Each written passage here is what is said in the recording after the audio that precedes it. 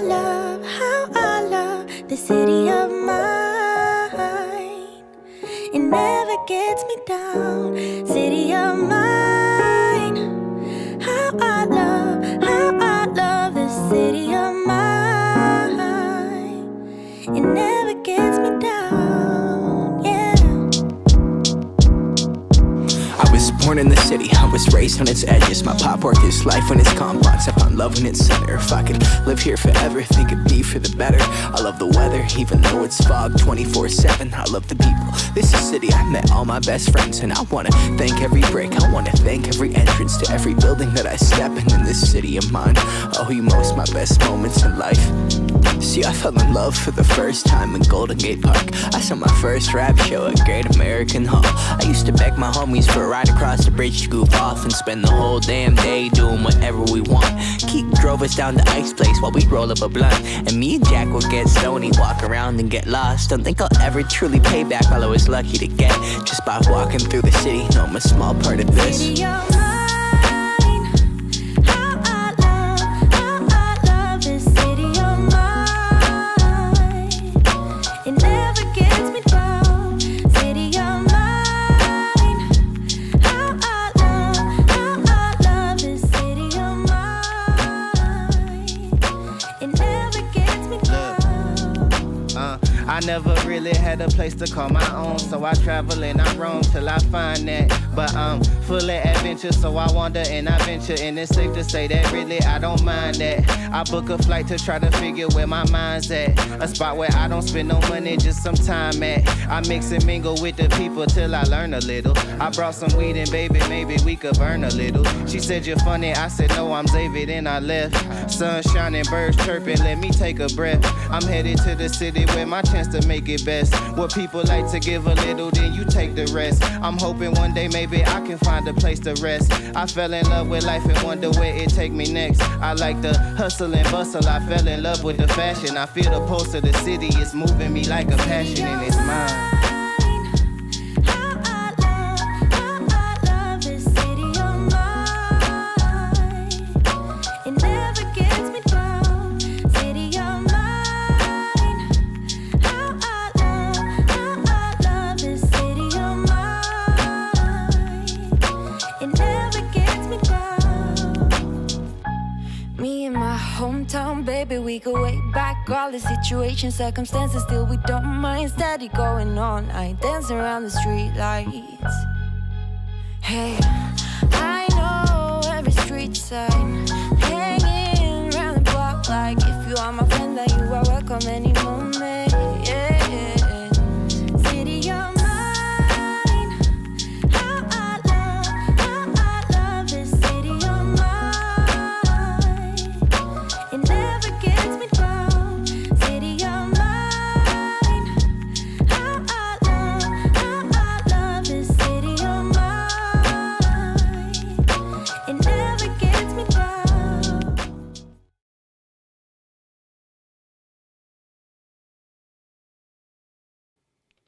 Yay! What up? What's good in the hood, people?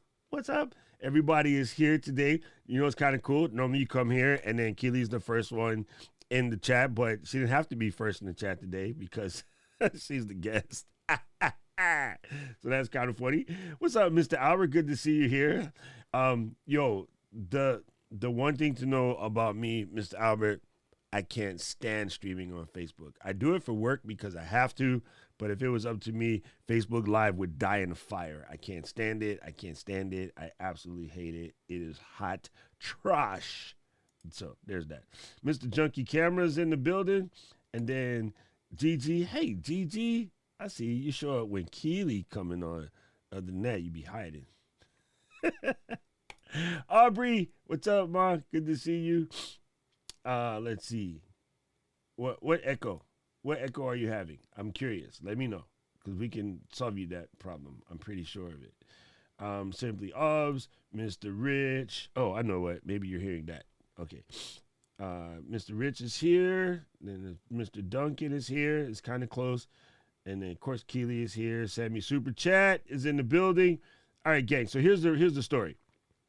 If you're brand new around here, first time coming to check out the showgram, please let us know, let the family know so they can welcome you in, give you the warm welcomes, whatnot, and what's your names. And then if you happen to be catching this on the replay, let us know that as well, because what happens is if you have a question, you can still ask it. It's okay that you missed it. I got it. Folks got to work. Folks got to get drunk or party or do whatever it is that you do. But I will come back and make sure that we get all of the questions that you might have answered. And so there's that. And Tommy is tuning in from Poland while walking the dog. Hey, what's up, Tommy? Good to see you here, brother. Good to see you here for sure. And we got Wagwan, JFK Productions. All right, gang, let's get it twisted. You guys, most of you guys here are family, so it should not need introduction. But just in case you're brand new around here, today we're bringing in Keely Dunn. She is definitely one of our family members, definitely one of the coolest, moderating the chats, moderating all things in the LGL group. She is, I don't know how to say this. Firebrand is the terminology that I like, but I don't know. Nowadays, you can't say things. You might get shot. So I'm going to just say she's dope. Keely is all things awesome. So welcome, Keels. Good to see you here. Hey, friend. I'll accept Firebrand. That's fine. Oh. But I find those descriptions really, really interesting. It's kind of like I was watching MDH on James Hicks's show on a replay just yesterday, and she was like, people called me bossy and stuff when I was a kid, and I was just being me. And yeah, I guess for those of us who are on that side of the personality spectrum, we just don't understand that fiery thing because that's just who we are. It's Correct. how we be. Okay, so that's a good question out of the gate. Why is it that women seem to get the terminology bossy, even though guys are bossy too?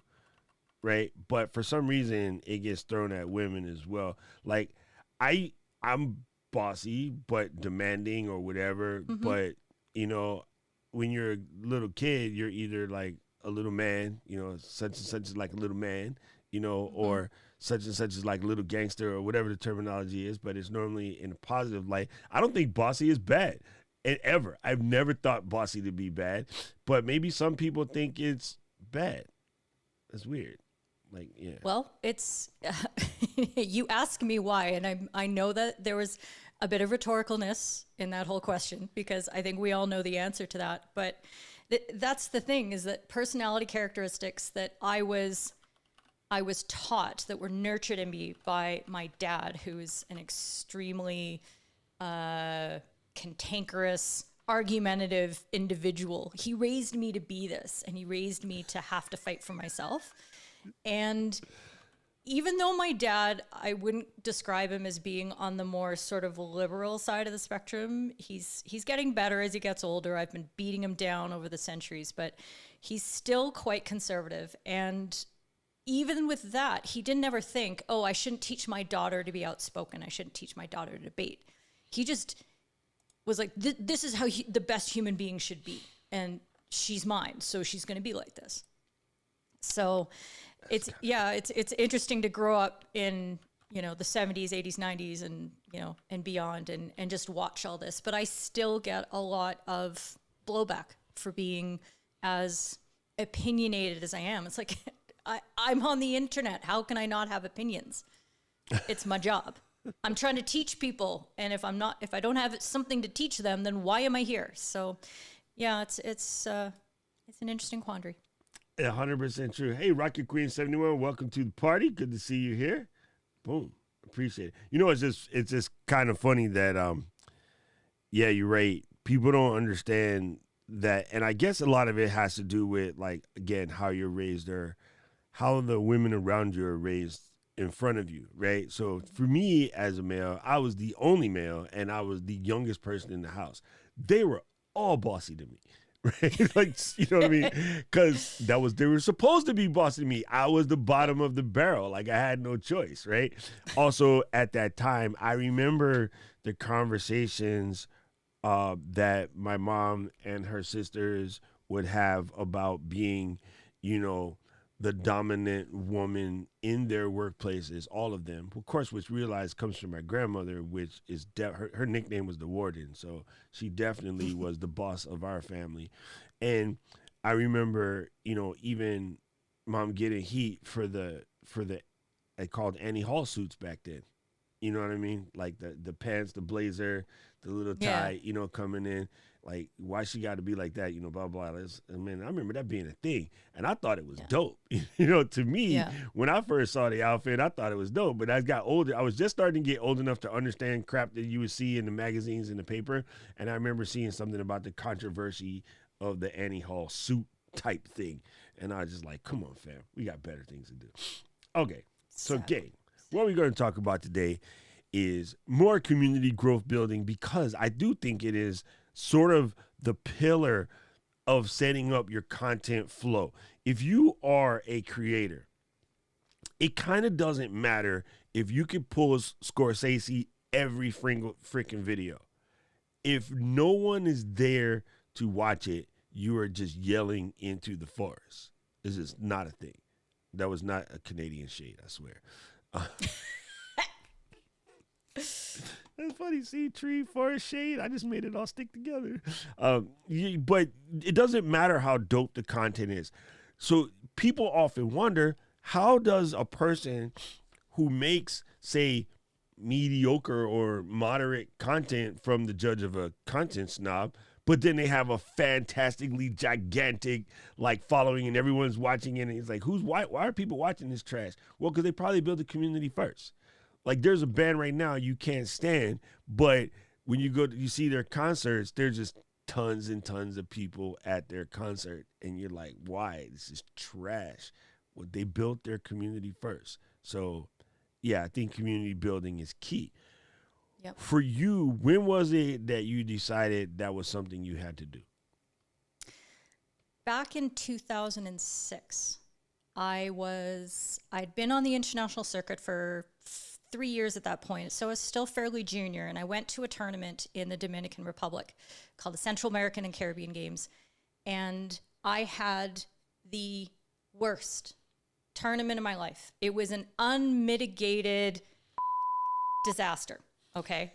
And I came off, I had an awful game where everything went wrong. I got suspended for the next day of matches, which is unheard of in international hockey.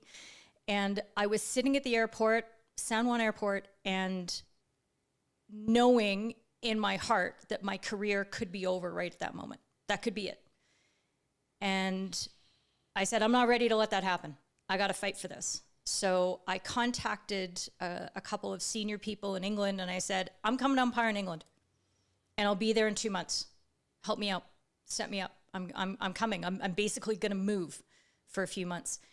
And when I made that really quite, in some ways rash, but also a decision I'd been thinking about for some time, I realized that I needed to start asking for help, and I needed to draw on a community. And when I realized that, man, I'm not the only umpire who's ever gone through this. I'm not the first disaster that's ever walked off the pitch. And that feeling of isolation and loneliness and just utter disappointment in yourself, I thought, man, I need help with this. And if I need help with this, other people need help with this. So that was when I started FH Umpires with a friend of mine actually here in Calgary who is also an international umpire named John Ritzak. And shout out to him. Hope he's doing well. But just having that appreciation, I had to hit that rock bottom in a way to know that I needed to reach out and find people. And that was what connected me to the pain. So Nikki talked about this. I think Kelly might have talked about this as well in our community building, that you need to find out what is hurting your people. What do they need help with? And it was easy for me because I found times where I was in pain and I needed help. And so when I just reflected that back outwards and I shared that with people, that's when I started building an actual community. Gangster. Man, the most powerful thing, people, you have to find where the folks are hurting. And it doesn't have to be a physical pain, but there's a problem that's just driving someone crazy right now. There is someone right now who, for the life of them, cannot whip sturdy peaks in their meringue, and you know something they don't know, right? Chill the bowl, like make sure that there's no remnants of salt or sugar left over from some other project in the bowl. You know, the bowl has to be absolutely clean, absolutely cold. Whip, whip, whip. Hold up the thing at the end. Peak is just chilling. Your meringue is meringue, right? And somebody's been through like eggs for days trying to whip lofty meringue and they can't pull it off. So you knowing that and not sharing that or building that information out or thinking of, oh, I don't want to teach that because nobody really cares. I mean, you're talking about yourself, right? What Keely just said to you folks, pay attention closely, is you got to find out where the other people are hurting. 9 times out of 10, if you find a pain point for yourself, Michael Jackson done told you, you are not alone. So you share that with other kinfolk, bro, you about to blow up, is what it is. Absolutely. So after you wrapped up last night, I was laying in bed and I was pre-planning and putting together concepts and thoughts and things that I figured that we were going to touch on and talk about. And so this idea of this understanding that every time that I experienced real growth in my community were times when I hit a pain point myself and then I shared it with my community. Another one was in 2018, just before the Men's World Cup, which is one of the biggest events on the calendar, which was going to be a big event that I was going to be, putting out lots of content and sharing it and teaching people all kinds of stuff with clips.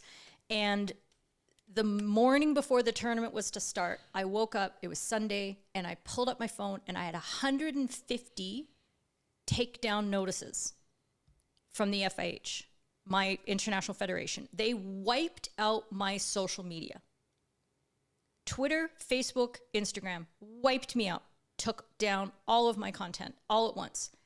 And I was in shock. It was just out of nowhere. There was no warning, there was no notice. And it's not like these people didn't know me. They have my bloody passport. Like, they know everything about me. So I spent a couple days trying to get in touch with people like, hey, like, let's talk about this. This isn't necessary because, hey, I'm right, by the way, in sharing this content. And I got a phone call from one of the big bosses in Lausanne that went really, really poorly. And he basically mansplained what copyright law was to me, and he was wrong. And the next day, I put out a vlog. And it's the first time I had done a vlog. And I'd never just come on and shared a video where I talked about what was happening with me. But people were coming on board saying, Keely, like, where's your stuff? People I didn't even know were looking at my material. Where's your stuff? So I recorded this vlog and I said, hey, everybody, this is what's happened. I am now in a fight with the FIH. And so I told this story and boom, I had people crawling out of the woodwork saying, hey, what can we do to support you? How can we help? What can we do? And I was like, oh, this is community. So that was another period of growth. And I could have sat back and I could have, I could have been disappointed or scared or intimidated or anything like that, or felt like, oh my God, this is a big risk for me to come out and tell this story.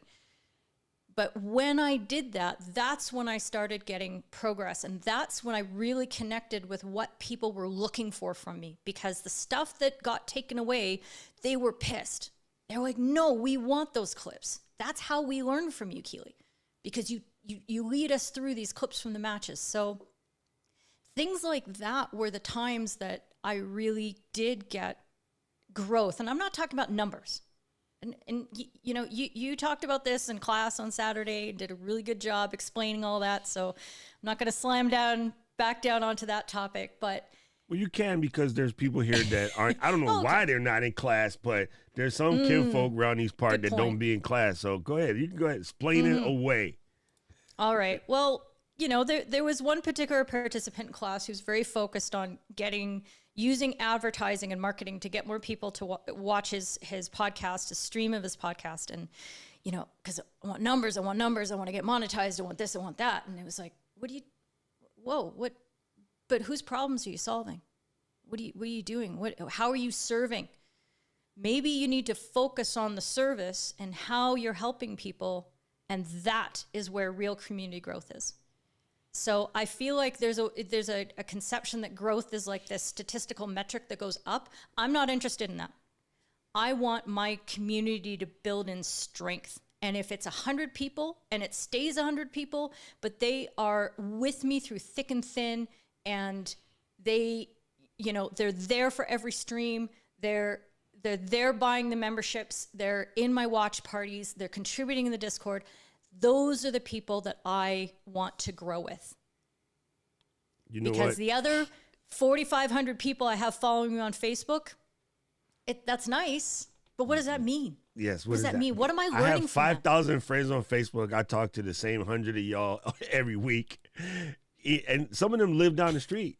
I mean, a lot of them folks live down the street, but I send a lot of them to the left side of the table because they could not, when I was inviting people to come with me, I'm going to take you guys on the journey. We're going to go and bless up to make our situations better, no matter what's going on in the situation. I'm like, come with me and you follow my lead, and I'll make sure that you still can thrive during this situation. And then I was like, no, man, the government making me do this, and then they closing my business and I can't open it. But I was a lot of eyes. There was a metric ton of eyes. Nobody was like we. And I was like, anybody's willing to follow me, come through. And of like that whole situation, like maybe 2 people from Hawaii are in the ECAM group and followed and come along and things like that. And they're doing their own things, but they're doing okay. The rest of them are still struggling. Like, when are we going to get, clubs back open so that we can DJ? I took it as a point to retire. You know what I'm saying? I'm like, cool, I'll just throw this stuff in the corner and call it the day over. So, man, there were so many powerful and impactful statements in there. But one, I think it kind of goes unsaid, but when will Sis Squad realize that trying to squelch somebody because you're angry because they're doing better than you think they should be able to do would normally just volumize their noise, not squelch it? Every time Sis Squad tries to smash somebody, they get blown up by you can't do that. We want to see this. Mm-hmm. Oh, no, but we were trying to. No, you wasn't trying to. You was trying to be greedy. Don't lie. Don't lie. Come out and say, hey, we're trying to be greedy. We're trying to protect our bottom line and whatever. People might actually respect that. But you always come up with some BS answer as to why you need to squash this. And it's normally, again, some kind of cisplaining crap that ain't got nothing to do with the cost of tea in China. And then it always just gets smashed because everybody can see through the BS. We've always been able to see through it, but now we can talk loud. Yeah. It was really funny because before that phone call that I had about the copyright issues, I was probably on the fence as to what I was going to do. Was I going to fight, or was I going to figure something else out? Was I going to pivot? You had to think about fighting, Keely? Stop lying. I just said stop lying. No, it's true. Because I understood the cost. I knew that I would be taking on the very overarching body that I am actually trying to serve. So, and I wanted to become an FIHUM. I had applied for a job with them months before and obviously didn't get it, but I wanted to work with them, not against them. But when somebody had the gall, first of all, he spent the first 15 minutes of the conversation telling me all about his vaunted international playing career, which was very impressive, but was clearly just an attempt to intimidate me, which that never works. And then to tell me what the law was. And I just said, you know what? I'm sorry. Now I have to set you straight because this is just clearly inappropriate. And every time I got feedback from people saying, no, you are providing value, you are doing something, I said, okay, it's going to be worth it. It's going to be worth it. It took me an entire year. It took me out of social media for a year.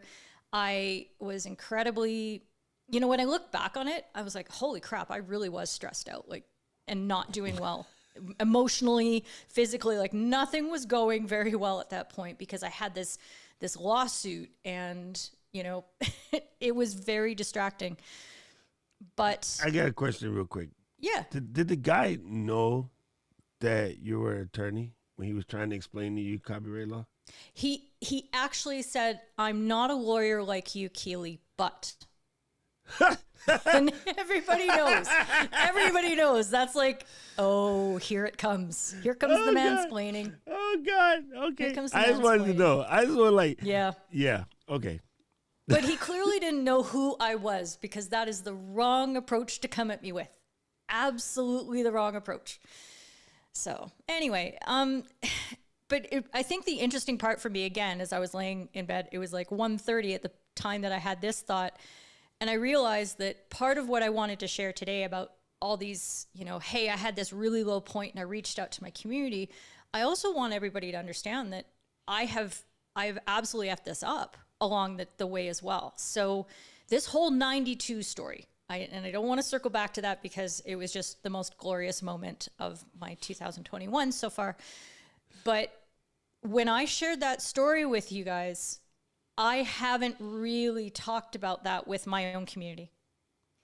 When I was kind of forced into retirement, it was really a really other painful point to me.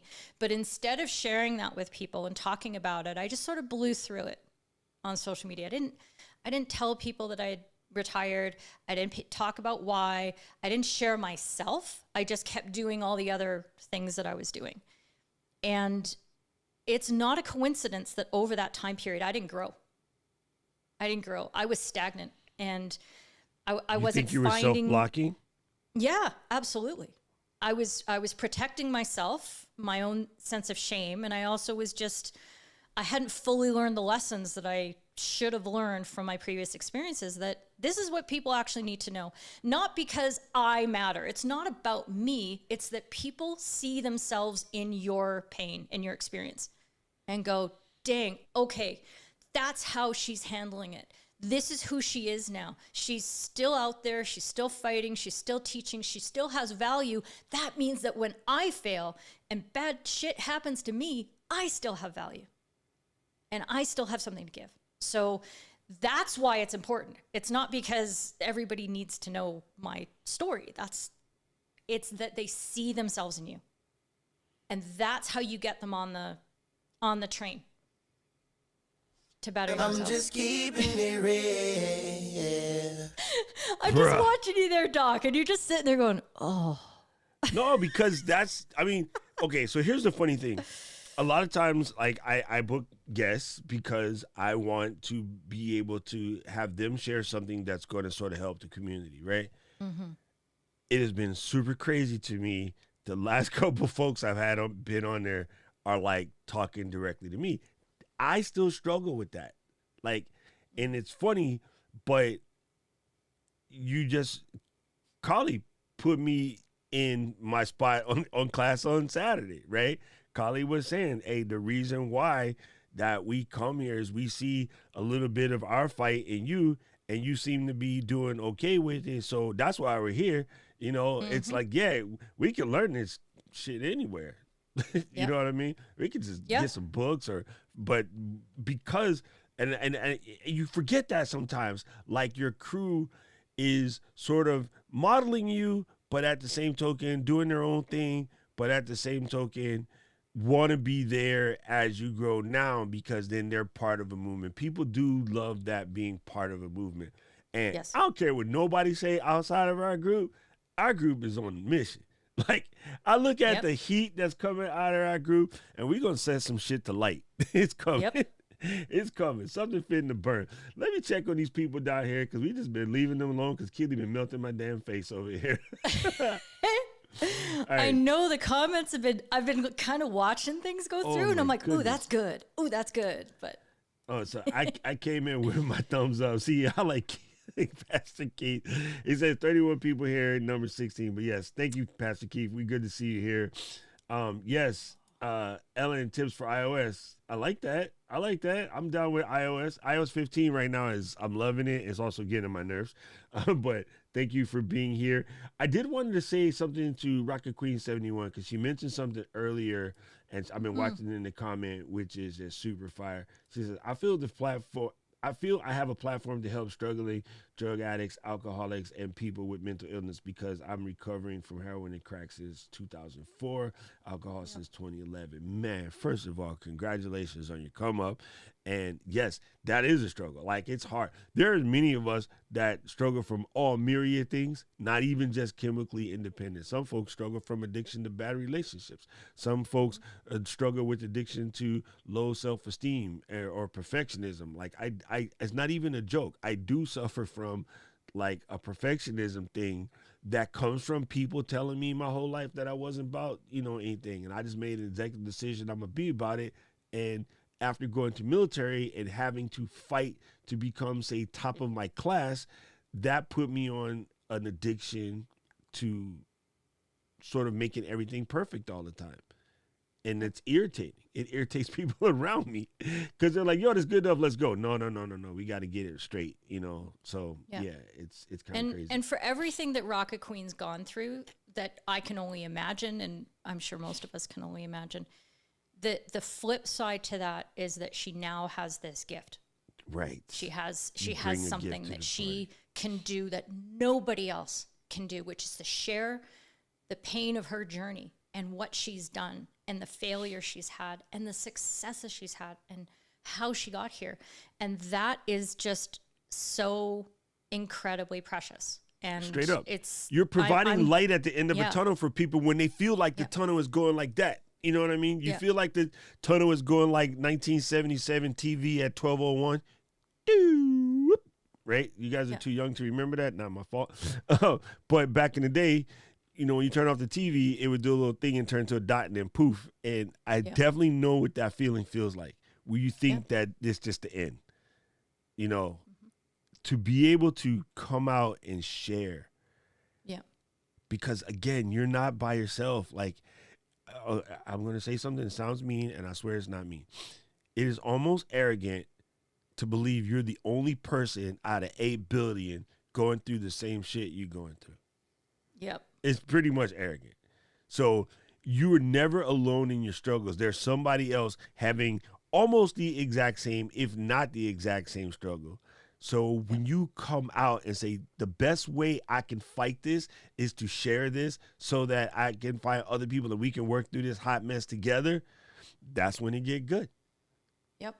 It's just like what it is. And I just it doesn't have to be Shay big. because Shay came to visit us and she is bomb. I love this person. How you doing, Shay? Nice. I haven't met Shay. That's oh my goodness.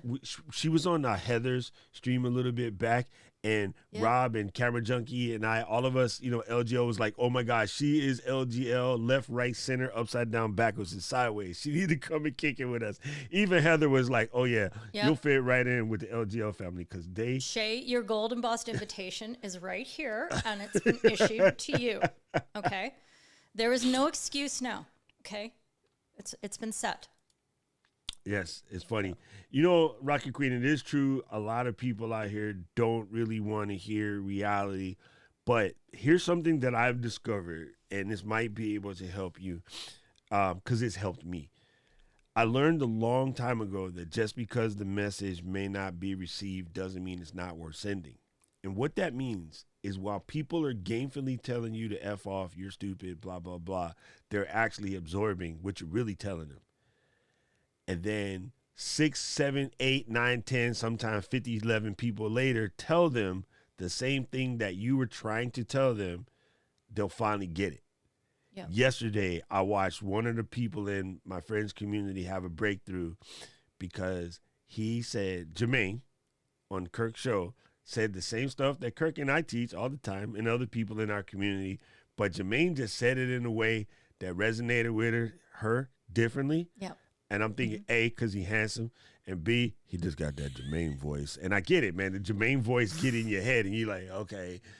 So boom, he got her, and she's like, I'm in. Now I need to do this. I know I need to do this. And I know she's heard this before from other creators, even in our small space, because there's a bunch of us that circle the same stuff. But he just hit a resonant portion with her that just resonates differently, right? Yep. It's just one of those weird things. I'm a dyed-in-the-wool New York hip-hopper, but the white snakes resonate with me. I mean the white stripes, sorry. White stripes resonate with me. I thought you were talking about Whitesnake. No, not Whitesnake. In which case I was like, whoa. No, That's was a- that. I that's did a do joke. I did do like hairband for a little bit, but it was more Poison and Def Leppard. But okay. yeah, the White Stripes resonate with me because it's something about the creative musicness of Jack White that is just different. And maybe it's the red and white and black thing. Yeah. You see what I did? Maybe. You know what I mean? Maybe. Or maybe it's just But the yeah. athlete adhering Seven Nations Army all the time. Who knows what it is? But there's something about that group that is really Yeah. group. It's him and his ex-wife that pretended to be brother and sister, which is weird. Yeah. And that's part of the whole your particular value in sharing that message, your voice, the experiences that you've had throughout your life, the good and the bad ones, that all come wrapped up into the way that you present your message. The way that I teach umpiring is quite different from pretty much everybody else out there. I swear a lot. I banter with people. I also go, God, I messed that up. No, this is what we actually need to do. And I have a different, I guess, a very vulnerable approach to it. And I really do show my own personality. And with some umpires, that absolutely hits. It's fantastic. But I know I'm not for everybody. There's a lot of people out there who don't want to hear it the way that I say it, even though I'm completely right. And I can make anybody better. But it's just not going to work because of the way that, the conceptions that somebody else has and the way that they're oriented. Or maybe in 5 years' time, they're going to understand what I was saying and go, oh, yeah, I get it now. I get what Keely was saying there. I should send her a message, You know what's funny is something that I hear all the time. I might even say it all the time, but hearing it come from Rich the other day was dope too. And sometimes you need to hear the same stuff you say from somebody else, say it back to you. It's like, it's not the pot calling kettle thing, but I forgot what that terminology is called. But somebody, a taste of your own medicine. Sometimes you need a taste of your own medicine. And then Rich said something the other day, was like, one of the biggest realizations is coming to the realization that you are not for everyone. And that's, I told, hey, listen, man, if your customer base is everyone, then your customer base is nobody, because it just doesn't work that way. People want to be part of some sort of exclusivity. So I got to pull a question in real quick that I think this is kind of deep. Serious JFK question. says, serious question. Yeah. What do you do when you've mustered up the courage to share your problem and people victim shame? Well, that's a good one. That is a good one.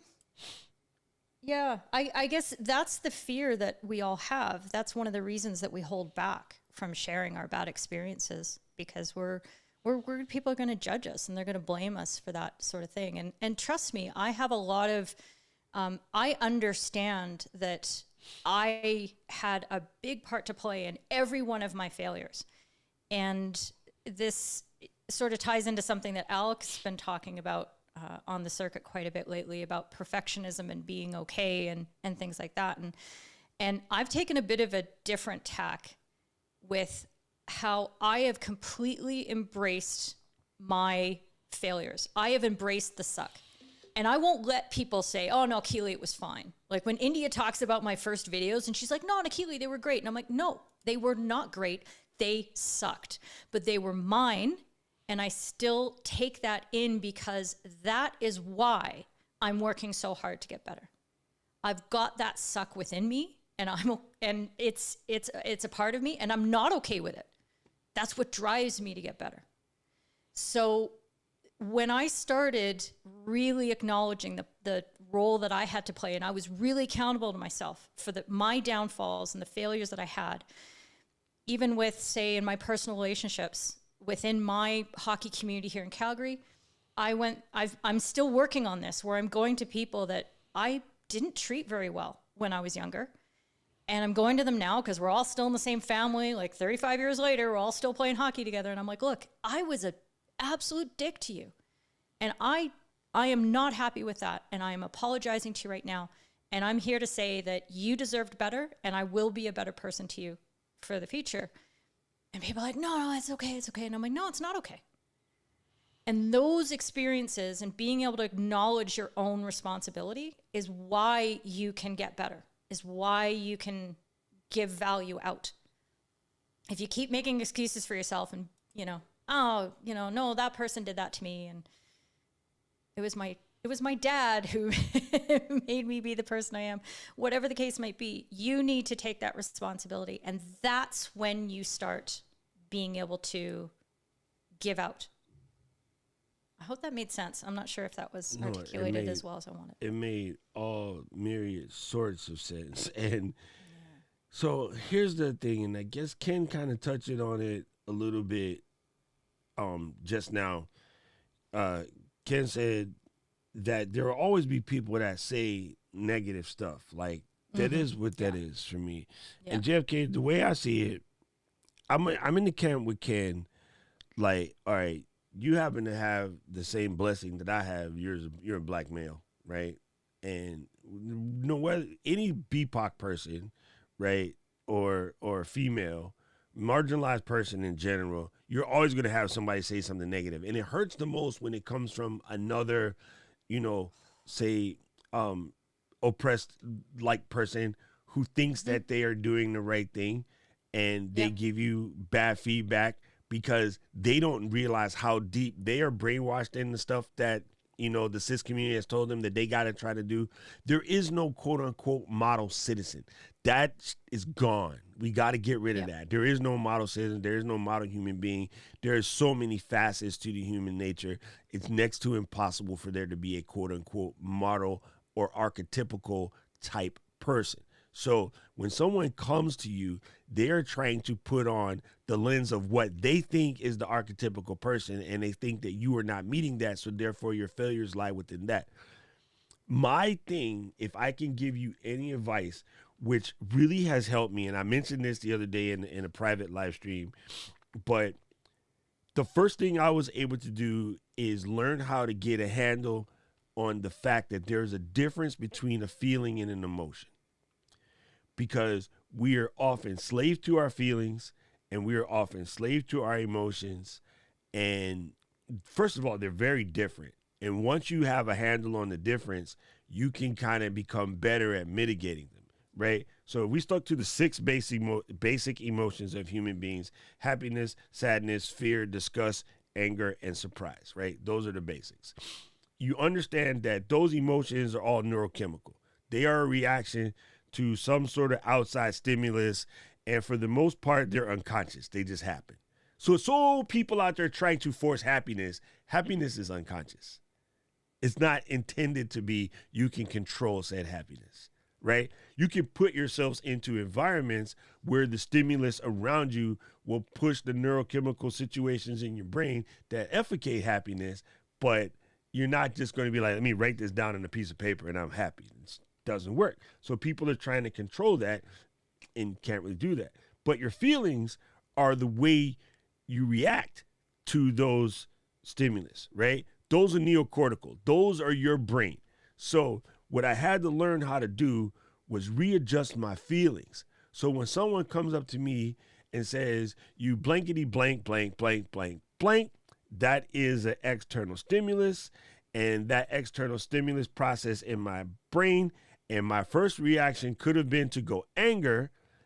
Neochemical reduces chemicals in my brain that heightens my stress, and then therefore affects my feelings. I start to get tight in the muscles, a sore neck, a pain in my stomach, things you can actually feel, right? So those are neocortical processes. Now, when someone says you blankety blank, blank, blank, blank, blank, blank, I'm like, yep. They're like, what? I'm like, yeah. Enthusiastically, yep. Mm-hmm. Sure enough. And then they're like, wait. I was like, check it out. I really appreciate the gift.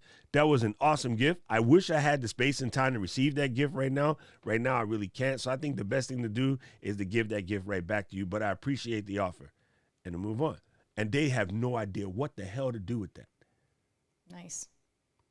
No one knows what to do when they hand you a ball of hate and you say, hey, I appreciate it. I just can't afford to take it right now. I'm a little too busy. Don't have space for it. I'm thinking about ice cream. I'll give it right back to you. You can keep it, but feel free to give it back to me later. I just don't know if I'll ever have time for it. So That is my nice way of saying miss me with that bullshit. Yeah, That's it. absolutely. So The that was ice a cream long, defense. explanation, but it is important to understand that these things are part of the brain, and a lot of us, in effort to try to grow, and in the self-help books, are trying to tell you things that they come from a good place and they're right, but you do have to understand the science behind it, right? Mm-hmm. And for some people, they get a bump of adrenaline by pushing other people down because it pumps them up in some sort of way. Thank you, Ken. I think that was Ken. It's hard. I overlays is in the way. I don't know how I have that in the wrong position, but hey, thank you for the coffee. I probably need it. Thank you.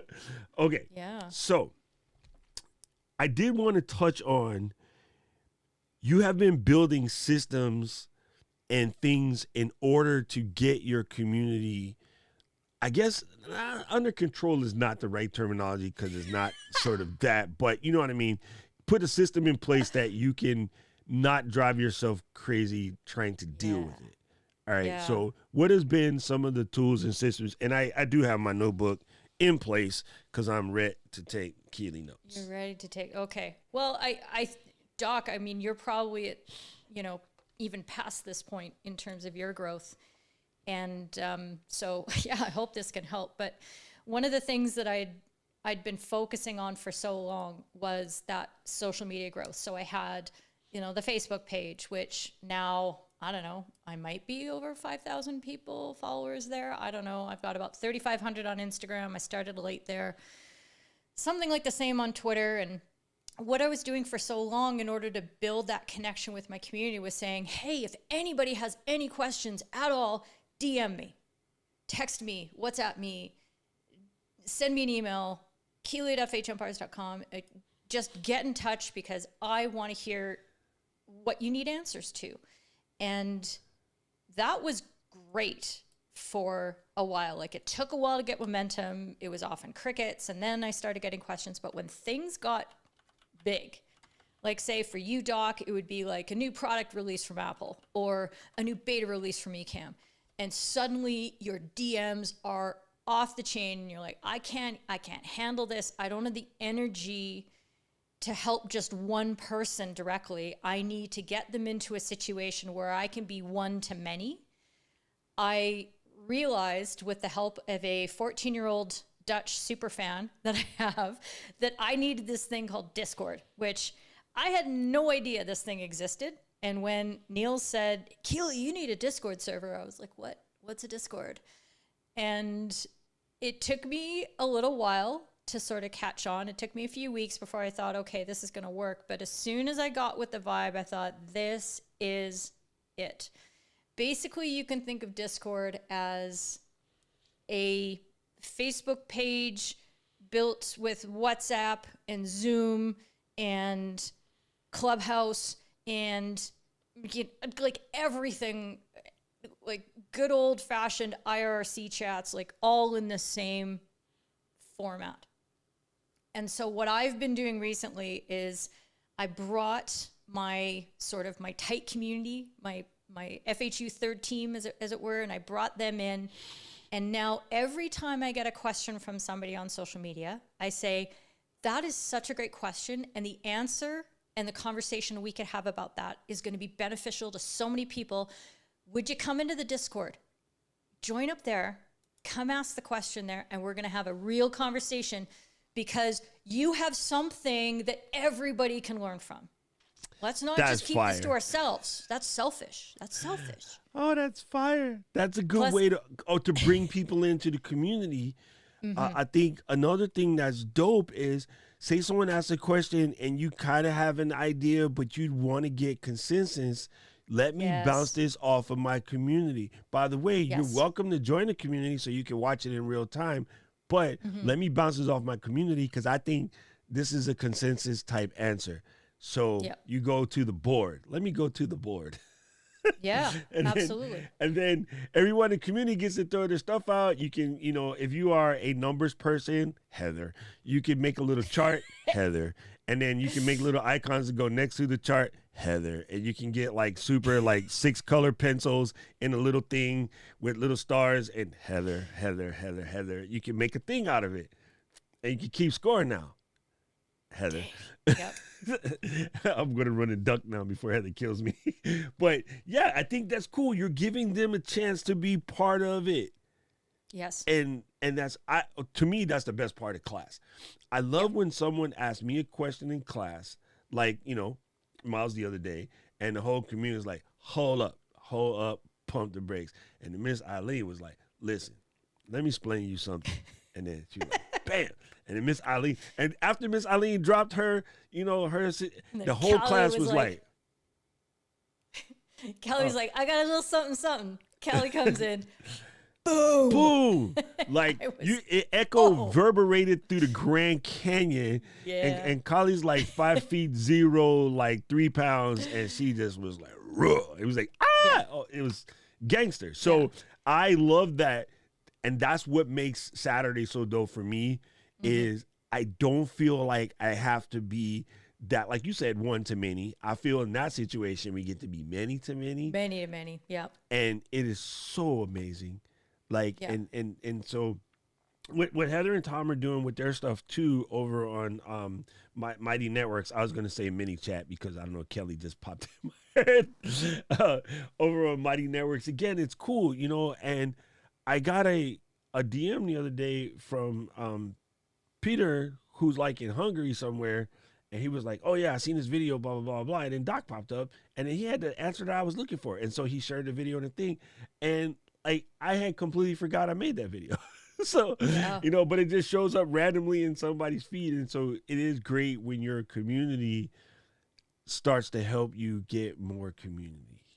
Yeah. That's the part. And that's one of the principles that I learned from you and Diana and so many other people in live streaming is that your power and your message really comes from the fact that it's not just yours.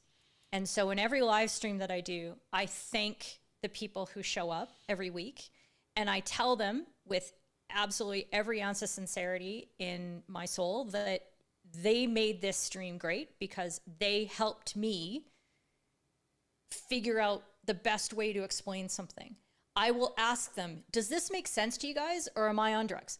And they will come back and they will say, well, Keely, we don't really like this, we don't like that. And it's not that we build a consensus because they help me refine everything that comes out. And sometimes, they check me and go, actually, Keely, you forgot about this rule. And I'm like, oh shit, yeah, okay, right. And that group, it's still guided by me because I am an expert in what I'm doing, but it's so much more valuable because everybody's a part of it. And now I've got this place where outside of streams, I've got a place where people can come in and they can be a part of that. And I have everybody from top-notch senior FIH umpires all the way down to 14-year-old Dutch kids who are just starting out. I think it's cool that you got your own Sammy.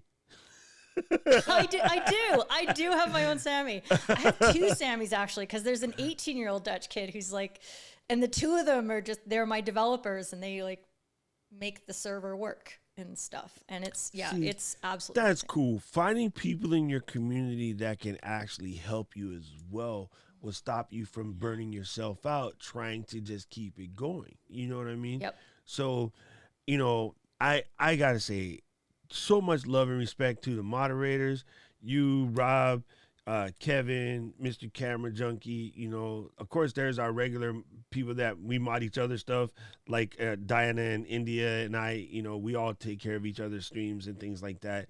But you and Rob will remember, and Kevin and Paul. Now Paul's always reminding everybody how to do the cue. Like, look, people, put a Q in front of your question, dang it. And I love Paul covers that, so I barely have to think of it. I say it once at the beginning, and then Paul was like, this is what a question looks like. So I love it when Paul does that. I get a kick out of it. I appreciate the rinse. Like, it's funny. It seems so crazy, but I tell anyone who's starting out, when you start doing your live stream, if you have somebody that shows up 3 times in a row while you're under 10 people, give that person a rinse right away. Mm-hmm. Because it will help you not have to think about it, but you're starting to show community how it is. You know what I mean? Some people will get a wrench and bring other folks to the party. All the way back from when I was DJing, I got so sick of having to go to the door to let somebody in, right? Because it is a long walk through a hot crowd of drunk people, and I'm clean. You know I'm Doc, right? So I'm clean. People bumping into you, spilling drinks on you, and I'm like, if I'm in my throne, because we had an elevated booth, I got to come down from the throne, walk all the way through the hot sweat box, people splashing, drunk people, like, hey, bro, trying to give you the hug. And then, ladies trying to be like, why you ain't call me, all that mess. I'm like, yo, I'm staying in my box the whole night. So one of the first things I did was find people who were down with it. I was like, listen, you stand by here all night, and then you have 2 jobs.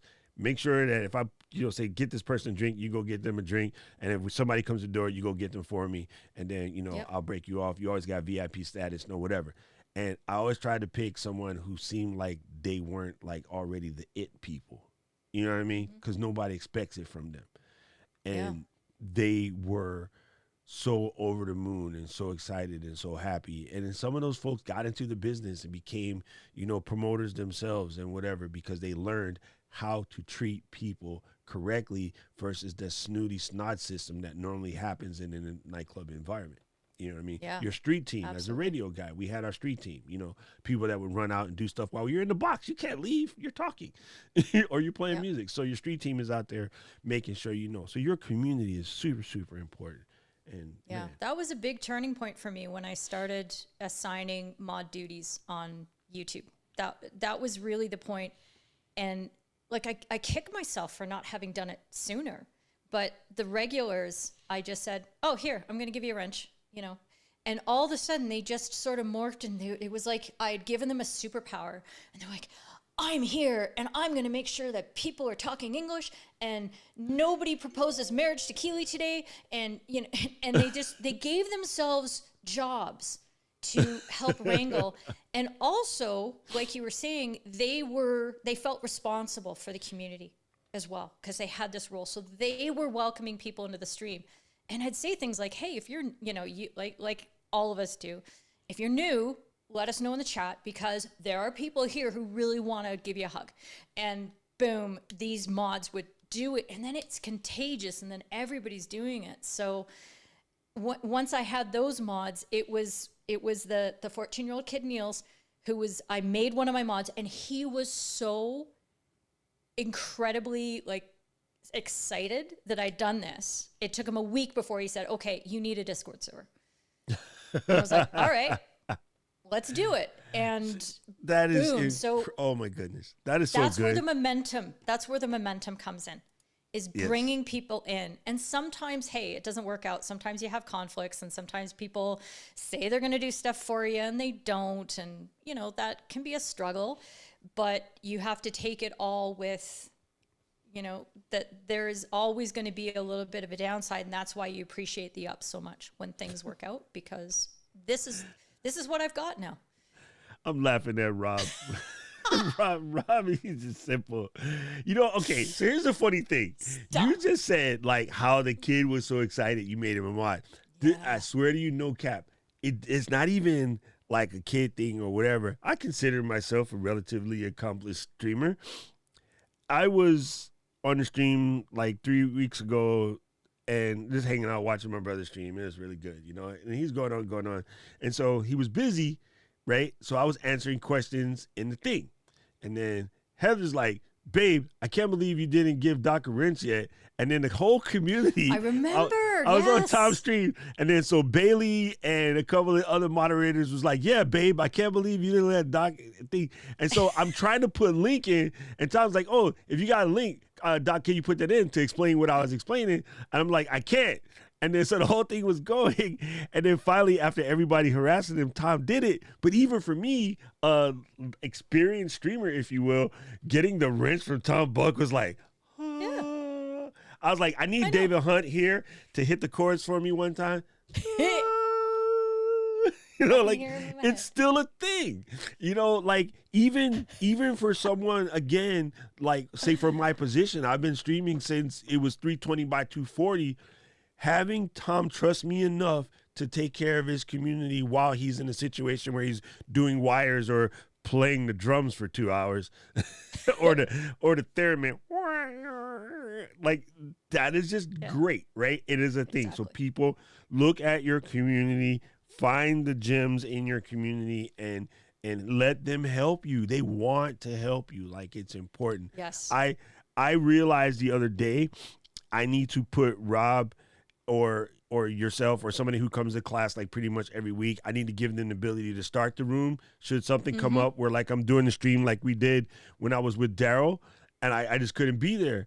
And like, I opened the room, but I got to fix it where I need one of you guys that have Zoom. I can add you to be able to start the room for some reason if something happens, right? Or something comes up, because I am Ecamm. Like, Ecamm could blow up on a Saturday and we'd be screwed. And I got to sit there and try to solve a situation. But you guys are dope enough of a community. You guys handle an entire meeting by yourselves. Yep. And absolutely. After that day was over, I went upstairs. I was like, Karen, like, I was doing the thing for Owen and I was talking with Daryl, those guys, and we were still in the fundraising thing. And I just opened the door. And everybody, they knew exactly what to do. They don't need, someone to say, okay, everybody sit down, get out your number 2 pencils and whatever. It was like, I don't know. I haven't fully watched the replay, so I don't know who started it, but somebody just, all right, let's kick this meeting. Let's go. It might have been school board, whatever, but I thought that was great. That meant so much to me that, like it put a little bit of waterworks in the head when I wrapped my head around what was happening. Yeah. And again, that is an example of growth that is like this and in this instead of in this, in those metrics. I know I've been giggling at everything going on in the comments, but Tom is simple. You're not there. You're not there building a community because you're trying to build, subscriber numbers or people who are paying you or whatever the case. You're trying to make your community better. And in order to find out if they're better, you have to give them a chance to flex their muscles and do the things that you've been teaching them how to do. And that's not just set up lights, or in my case, how to blow a whistle on a pitch. It's how do you handle conflict? How do you anchor a discussion that could be contentious on mutually agreed upon principles so that you can get to a mutually acceptable answer? How can you help somebody point out what they need to do better in a way that gives them encouragement and support rather than making them feel like they've been destroyed? So these are the skills that we're teaching our community. It's not just all that other stuff. So that's why you give wrenches, because these are the people who are growing like this. And they will help other people grow on the outside, and you just get stronger and stronger and stronger. And I've got this visualization because I'm waving my arms. No, it's funny, right? I almost think of it as like Avengers, right? Like our Marvel universe. Our Marvel universe is just steadily growing, and it's cool. Even in the situations where there's like some overlap and things like that. Like a good portion of LGL came from Diana, honestly, right? Yeah. And then, but it kind of morphed into their own thing. And then, it's still growing. So even though we have different communities, we have crossover now between, say, like Heather and Tom's community and my community, right? And then now, even like a couple of the beard guys are showing up in my LGL side, but I'm rocking with them as well, Yep. I'm watching Dan C Bearded, and like to be somewhere where I'm having a conversation and Dan pops up on my stream and be like, "Hey Doc, how's it going?" I'm like, I'm fangirling, because like when I was first getting a little fuzzy, just had like the little teeny, like how Tom be like after he don't shave for 2 days. Like, I was like, yo, I'm going to watch this guy and learn how to grow a full face for us. And then now he pops up on my stuff, and it's crazy. I never in a million years thought that I would be in a weekly nerd DM conversation with Tom Buck. That's just crazy to me. But that's how communities grow. I never thought that I'd be in weekly DM conversations with the Niman brothers. Mm-hmm. I'm like, what? Really, though? Yep. Like, I'm in a private Facebook group with some of the top YouTube coaches in the planet. Mm-hmm. And yeah, I can't even explain that. But Yeah. it didn't come from going in their DMs begging and screaming and saying dumb stuff and can you help me out or can you send people to my, it didn't come from doing any of that. It came from answering questions. I found Mr. Camera Junkies, he and I doing the same thing. We were just in Nick's stream answering questions when it's 4:00 in the morning my time and Nick was super busy, but we were answering questions about camera stuff. And then I was like, this dude always be here, and boom, boom, boom. And so I just started the Vlogmas thing. And then he's like, I'm going to come and check out your channel. And I was like, yeah, please do. And I fired it up. And of course, you and David was sitting there. And then Mr. Camera Junkie's like, oh, I'm here from Nick's stream. And I'm like, oh, snap. And then he's my editor? Like, what the hell? You know what I'm saying? Like, I don't know. Absolutely. I'm tripping. And it all comes from the fact that you started with answering people's questions and finding out where their pain was and like giving them a little Tylenol for it, just that little thing. When I started FH Empires in 2006, I actually spent about 6 years on this bulletin board forum called Field Hockey Forum. And why I didn't do what I was doing there on my own feeds, I don't know. I was young and stupid, but I was the highest poster. I think I still am the highest numerical poster statistically there. And all I did on this whole forum was answer umpiring questions. And I just gave answers and gave answers and gave answers. And not only did I learn how to give answers, but I learned why I was giving answers. And that's where I started building community, because people started saying, hey, look at what she's giving and look at what she's learning from us. And that just has to grow. So if anybody out there is thinking, how do I grow a community? It's answer some questions. Just start from there. And then everything else that comes out of that, every time I've gone, man, I'm not hitting with people. I'm not resonating. I'm not growing. What am I doing wrong? I go out there and I find out what questions people are asking. Yeah. And then I bring them into my community. I say, people are asking this stuff, so I'm going to give you an answer right here, and it's going to be a good one.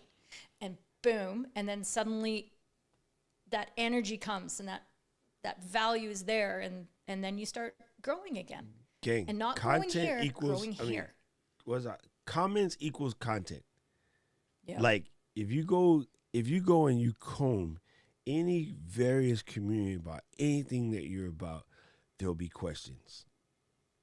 And okay, let's say all of a sudden I wanted to become the top expert of this 10 to 18, right? This is 10 to 18 F4 Sony optical stabilization. All right. I just wanted to be the guy that talks about this. I could go do a Google search on YouTube search and find out who are the people that made this lens video. Okay. Go into the comments. Some of those creators answer all the questions. Some of those creators don't answer any of the questions because they don't come back. They don't know why they're not growing, but they just don't come back.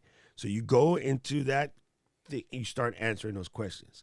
But if you find that question on 3 or 4 different pages, the exact same question, how many lens elements does this have? Boom. Yep. Go home, take out your 10 to 18, sit right in front of your camera and be like, hi, I'm such and such and such. I'm relatively new, but let me tell you about the Sony 10 to 18. It happens to have 11 elements, glass elements. They're all glass. It does have optical stabilization. So if you're working with a camera without in-body stabilization, this is actually a good choice. And because of its wide range, this is excellent for arm hold vlogging, blah, blah, blah. You break it down. Boom. Go back to the comments. Scroll, scroll, scroll, scroll, scroll, scroll.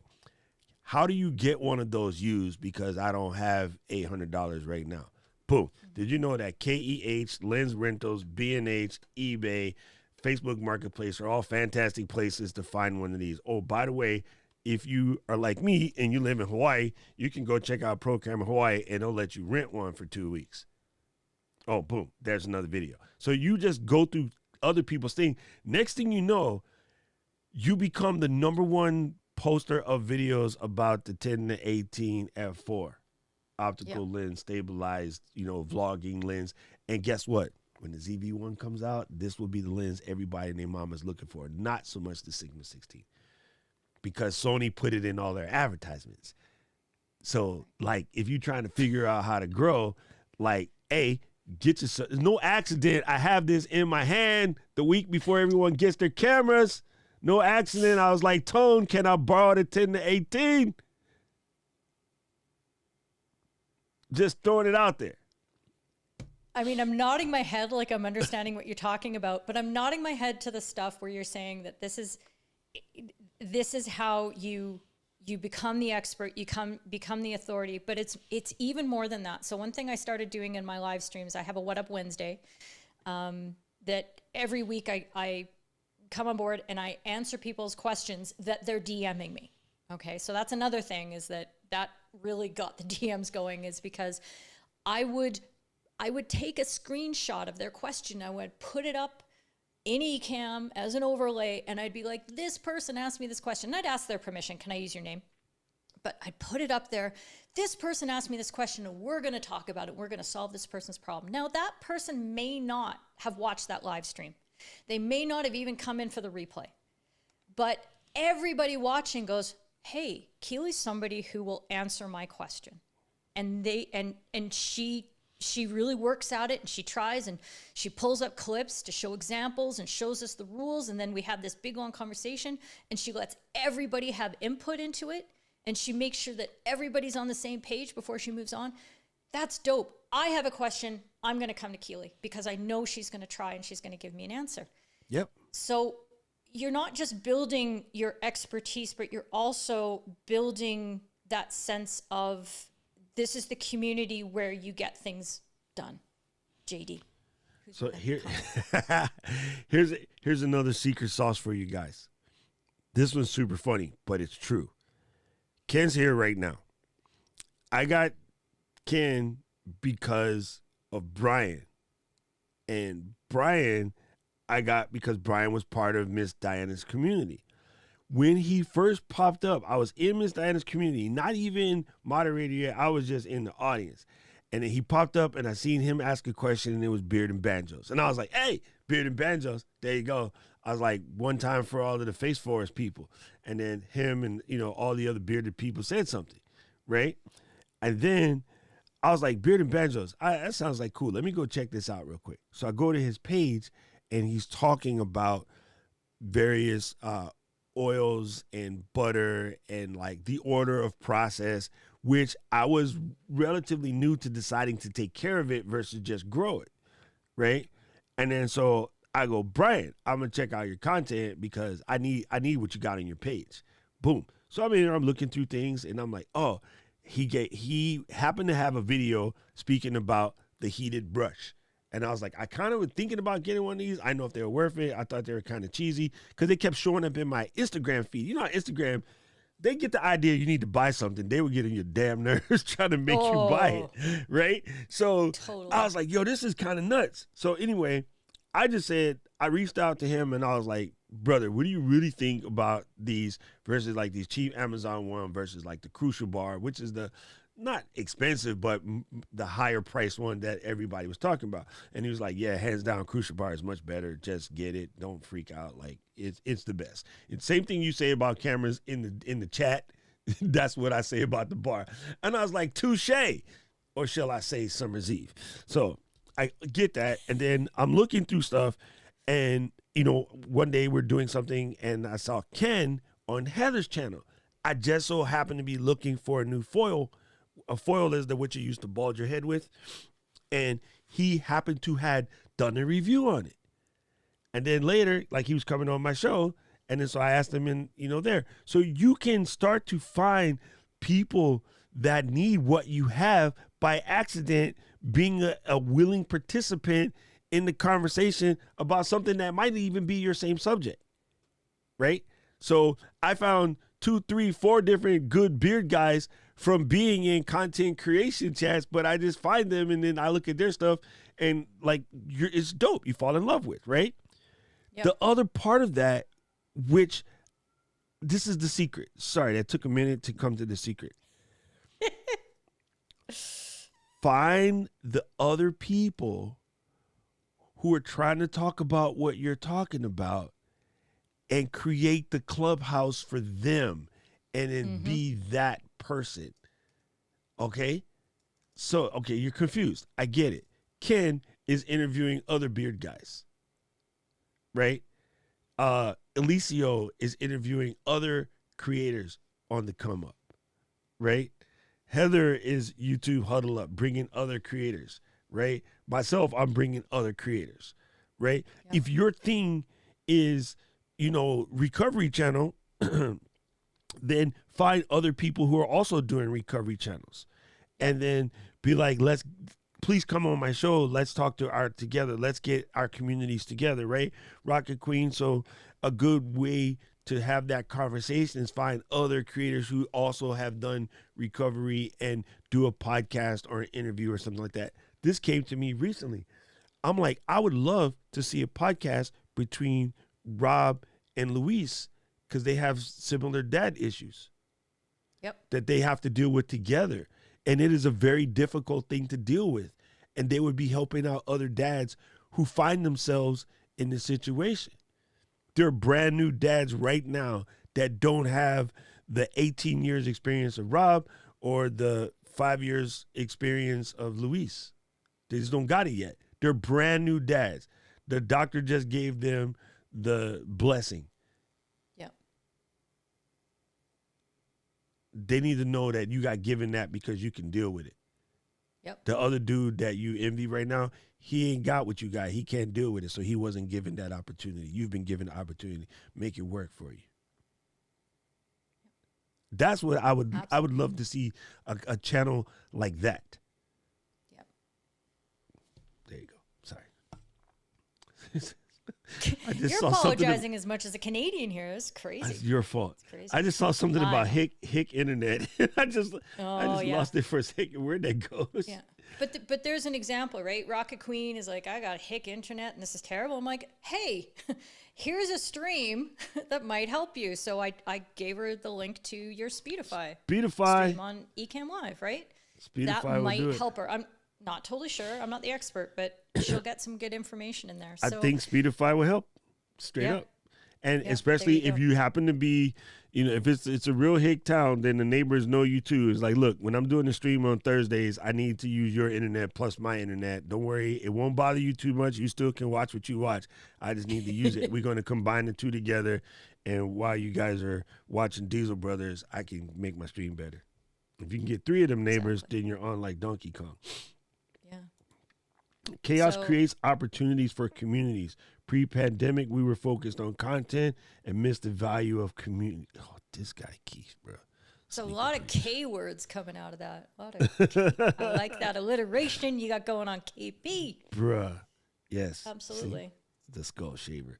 There you go. Man, this is so cool. Like, Kills, first of all, I must say that I really have appreciated watching some of this growth happen. I really appreciate, like, you just coming into your own, into the community, and being the Keely or the Canadian or the many other 1,000 things we have. I remember those first couple of nights, like when you just came in and you're like, okay, I'm late, but hey, this is what I'm going to do. And this is what I do. And thanks for having me, kind of thing. And then we would just hang out. And again, to this day, one of the dopest streams ever is me, you, and Diana reminiscing about ass beatings. That was so crazy. That was so super crazy. That was so good. But I hope that's something that everybody is doing, who's here in these streams. And I'm absolutely certain y'all are doing it anyway. But I wasn't just there because, like, you guys are great and you're funny and you're entertaining, but I'm learning stuff. I'm learning about, even when it's silly times talking about 70s waterbeds, I'm learning something about building that connection with people and how that's worthwhile. And so now in my Discord server, we have an off-topic chat where I let people do all that stuff, and it's got the little emoji squirrel, like, right there, so that people know that that's where they can go and do all their squirrel things. And it's a nice way to be able to be yourself and not have to talk about just umpiring things all the time. And that's where some real connections are being made. Yes. And people are finding each other's commonalities, the Face Forest stuff, or maybe they love Minecraft, or like whatever it is. They find other little points of connection in that multitude that every single individual encompasses. And boom, you start growing your community that way as well. You know, and all those different that networks Monday, you're talking about. No, was it Monday? It might have been last Monday. No, maybe been last Saturday. Anyway, Tom did the regular private stream, for the members, and we were all hanging out doing whatever. And he decided to play the drums for us. And he wasn't talking about mics. He wasn't talking about mixers. He wasn't talking about. He just played the drum for us for like 2 hours, and we was all about that life because we got to see Tom let loose. Like his hair got all disheveled and everything. And the funniest part was there was the moment where Heather goes, "Oh well, there goes the hair," and we just all started dying. But Keith and I were like, and we're talking about it later. I don't know why, but for some reason, that moment of dopeness where Tom was willing to open himself up, to be vulnerable, to trust us with that and play the drums. And he's like, I'm not the greatest drum player, whatever, but I love doing it. Let me just do it.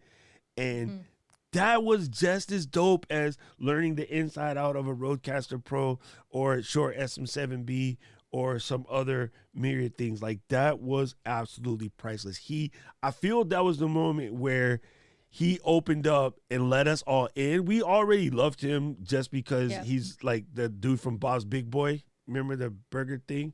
He's kind of a skinny version of that, mixed with Mr. Rogers and mixed with Tom Buck. Like, that was Tom. But he decided to be vulnerable and just let us, just like sort of love the real Tom. Yeah. And not that the other one was fake Tom. It wasn't. It was guarded Tom. Yeah. I'm saying clinically as a doctor on the internet. It was guarded Tom. But he decided, you know what? These people love me. These people trust me. I need to show them that I trust them. I'm just going to let loose. And that was so great. And it was like a kid in a candy store or like just watching somebody you love have a moment that was just truly them, right? Yeah. When you did your 92 stream and you decided to get vulnerable and let us all in, right? You were already kind of an open book, but you're like, okay, now you guys can write in the margins and bend the corners and do all that. This is like legit book. And from that moment, I see there's a different level of love towards Keely the minute you decided to open the floodgate. Yep. Does that make sense? Last week, we had a similar breakthrough with Luis. I've had the conversation with him privately, but Keith just put it on the internet because Keith would do that mess. And I feel like now everyone has a different level of junkie for Mr. Camera. Because there is a moment where you do have to get vulnerable with your community. Yeah. I don't know how to explain this, people. It's really different. There is a moment when you get vulnerable with your community and you let your community in, you build anchors. My ride moment with Heather and Tom was one stream where Heather was having a hard time. And, they were talking it through and, she was not afraid to just bust out into her tears and then process the information she was trying to process. And then she processed it and everybody was there with bated breath, holding her hand and come on, sis, you got this. And then when the breakthrough happened, I feel like we all had the breakthrough together. And then we was like, oh, dude, it's time for a grilled cheese and some tomato soup. I needed comfort food after that stream. I went to the ramen shop. Yeah. And that's because I was having a love moment with my family. Go ahead. Yeah. And that's the key right there. And like Tom Buck said in the comments, he said that was a scary moment. And as soon as I read that, I felt that same fear, that same oh my God, I'm going to perform and I know I'm not great at this, but I'm going to do it anyway. And that is where it is. It's not, Tom, we love you, but it wasn't really totally about you. Even in that moment, you think, oh, I'm drumming, so this is all about. No, it's not. It's about all of us and how we would drum on our live streams or do whatever it is.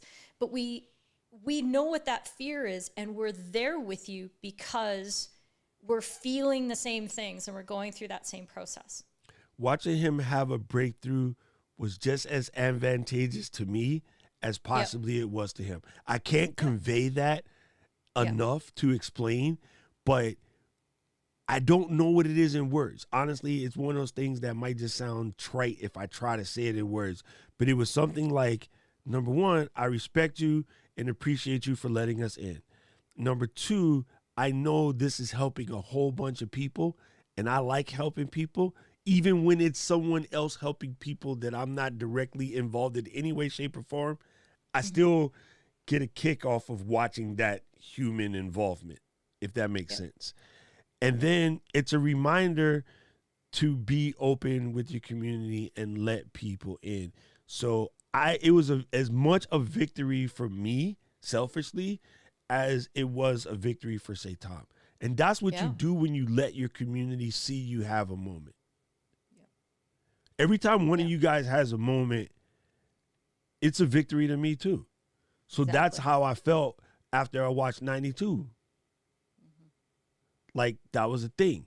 And that's how I felt on last week, Thursday or whatever, when I was building my table and Rich was showing you the video, and just the look on your face was like, I'm like, It's happening again. that's a wrap, son. Like, that is a wrap. Yeah. Like, And I always love on Rich, but even Rich pulling that together was a different level, man. Like, I don't know, man. I'm talking out the side of my ass, but that was a different level to see Rich pull that together. And Rich is always dope. I love Rich. He's one of the funniest people in our crew. He's always engaging. You know, he's a lovable dude.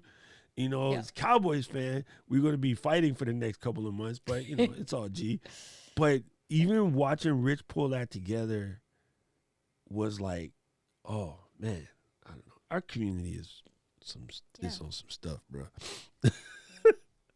And that was growth right there too. You know, Rich took this chance of putting together this project, and he put in all that time and energy. And I knew that he was a little nervous about presenting it to me, you know, because I don't know, maybe I give off judgmental vibes. I'm not sure what it is, but you could tell that it was a risk for him.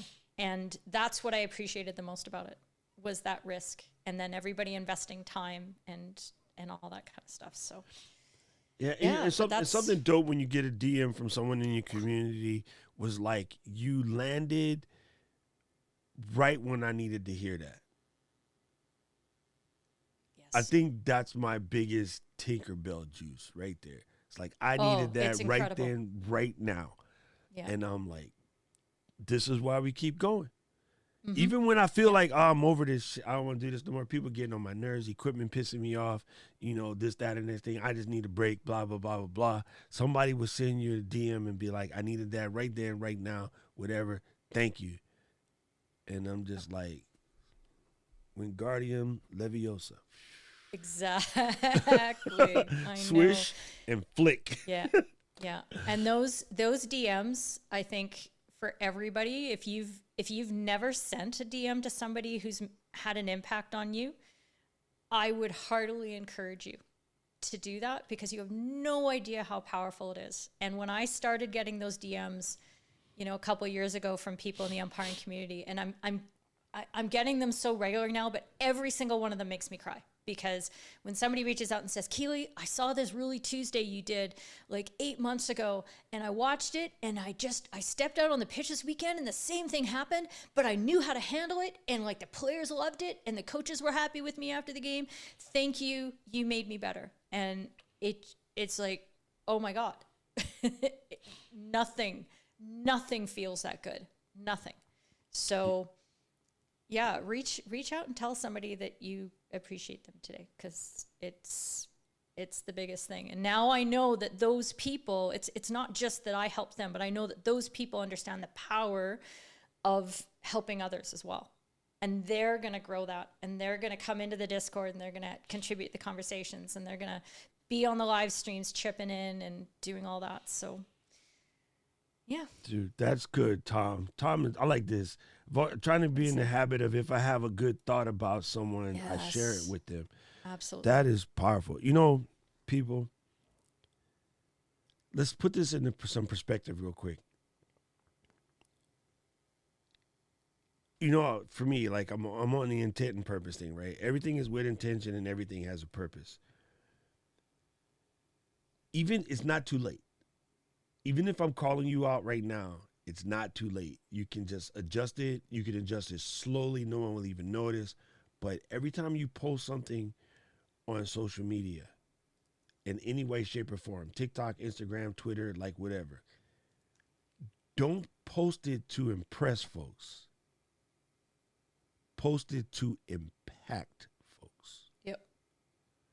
When you can be more impactful than impressive, you'll win. And to be honest, impactfulness is impressive in and of itself.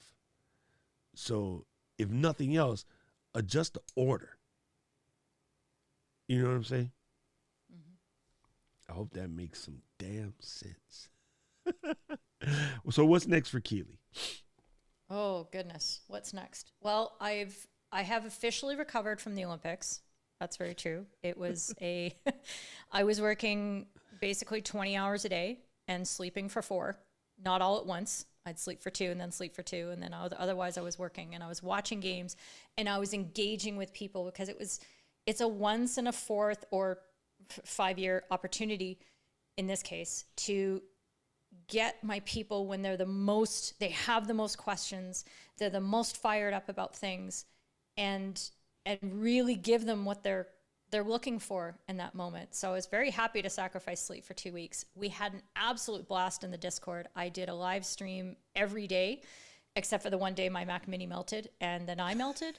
And that was day 5. I remember it well. And I did watch parties and I was just constantly in there answering people's questions and sometimes on the socials as well. And so the next for me is figuring out how to capture that sort of a momentum and that level of interest when there isn't an Olympics on. So I'm asking people in my community, what do you want? Like, what do you want from me? How can we do this together? And sometimes you get crickets when you ask questions like that. Sometimes nobody I has was wondering why. an idea. I always wonder. I think it's just a fear that you might disapprove of them if they say something. Yeah. You know, but That's no, part of I'm it. asking you because I want to know. Like, I'm not going to ever be worried or afraid or like upset. Like, just tell me because I want to give you what you want, right? Yeah, that's part of it. And also if you go to individuals as well, or you go to your sort of your mods, your leadership group, whatever the case might be, I go to them all the time and I ask them, I'm like, hey, so you saw the live stream today. What do I need to fix? What do I need to work on? I ask them to debrief me as if I were an umpire on the pitch and get them to give me that feedback so I get a little better. And then they start giving you nuggets like, Keely, if you did a show about this, or if you produced a video in this fashion, I think you would, help present that information better. And that's where I get those ideas from. I get that honest feedbacks. That thing I did, it gives them something tangible to focus on. And then their ideas of what you can do differently come out of that. So sometimes you can be a little too broad and just be like, what do you want me to do? That's too much. Sometimes if you just go, here's this video we just experienced together and we just hung out on together, what was good about it and what didn't work? And then all of a sudden you get these other ideas out of that. So a lot of my best content has come out of conversations like that with individuals. It's so funny. Like everyone's so worried about like content, ideas. Man, some of the best content is just conversational. Yeah. It's kind of crazy, right? It just is. It just some of the best content is conversational. It's why podcasts are so big. It's just conversational. Even for the polished content places, the after shows and the behind the scenes shows tend to do just as well, if not better, than the polished stuff. The Talk of the Walking Dead or whatever it used to come on after the show, that was just as interesting as the show. Wow. That's not even what the name of the show is now. I don't know why my brain just went dumb. But yeah, it's just one of those things. When someone gives you kind remarks, say thanks for the encouragement and encourage me to continue encouraging others, keep the cycle going. Yeah, I mentioned, or actually, you don't know that I mentioned it because Luis didn't finish editing the video yet. But I mentioned in a video recently that I will do a whole video on learning how to take compliments because we are really bad at it. Thank you, Tommy. It's called Talking absolutely. Dead. I knew it was something. We are really, really horrible at taking comments, and I'm not really sure why that is.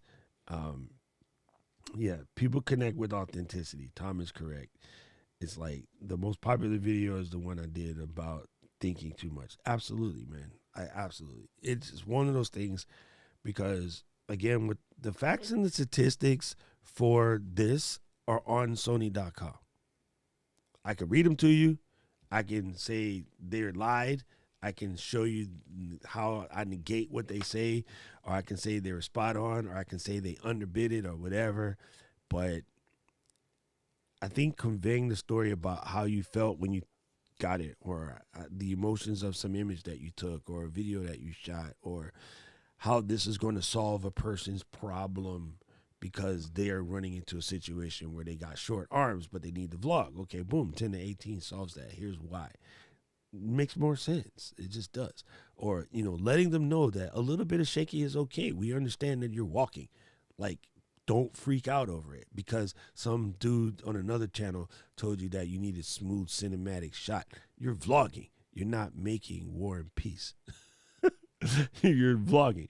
I understand a little bit of bounce wave. I don't care because I'm watching you. Vlogging is telling your story. It's not, showing me what kind of cool shots you can get of downtown Tokyo. Just, I don't know. Yeah. People need to get over it. And again, and what you're doing, Doc, is you're not teaching people that there's one right way to do things. You're teaching them the principles, which are you're making the content that works for your people, that gets across your value and solves their pain points. So when you have that principle in mind, there's a lot of different ways to get around it. That's something that I learned from you and many other people, and that I'm taking into my live streams, where when I teach about umpiring, I don't say, this is the one correct decision. I say, let's talk about why we make a decision like this. What do we take into consideration? What's important? What are the things that are happening on the pitch that we need to see? And then when we put all those particular things together in that one discrete situation, we get to this decision. But now you're going to go on the pitch and you're going to have something that looks mildly similar, totally different, never spot on the same, but now you know how to make your own decisions. So it's a critical thinking process that I think is so much more empowering than just saying, this is the best camera. This is the best umpiring decision, and so that, doing that collaboratively and building that consensus is just so much more valuable. And that's why people in your community and in these communities are building their own little live streaming empires so effectively, is because they've been empowered with the ability to figure shit out for themselves. Nice. All right, I'm going to bring one controversial one for the ending. I'm ready. I'm here for this.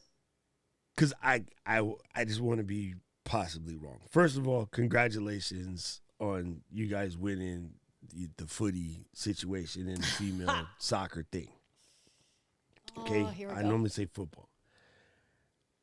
I don't understand the call because in my head, and again, I've watched this 1,000 times.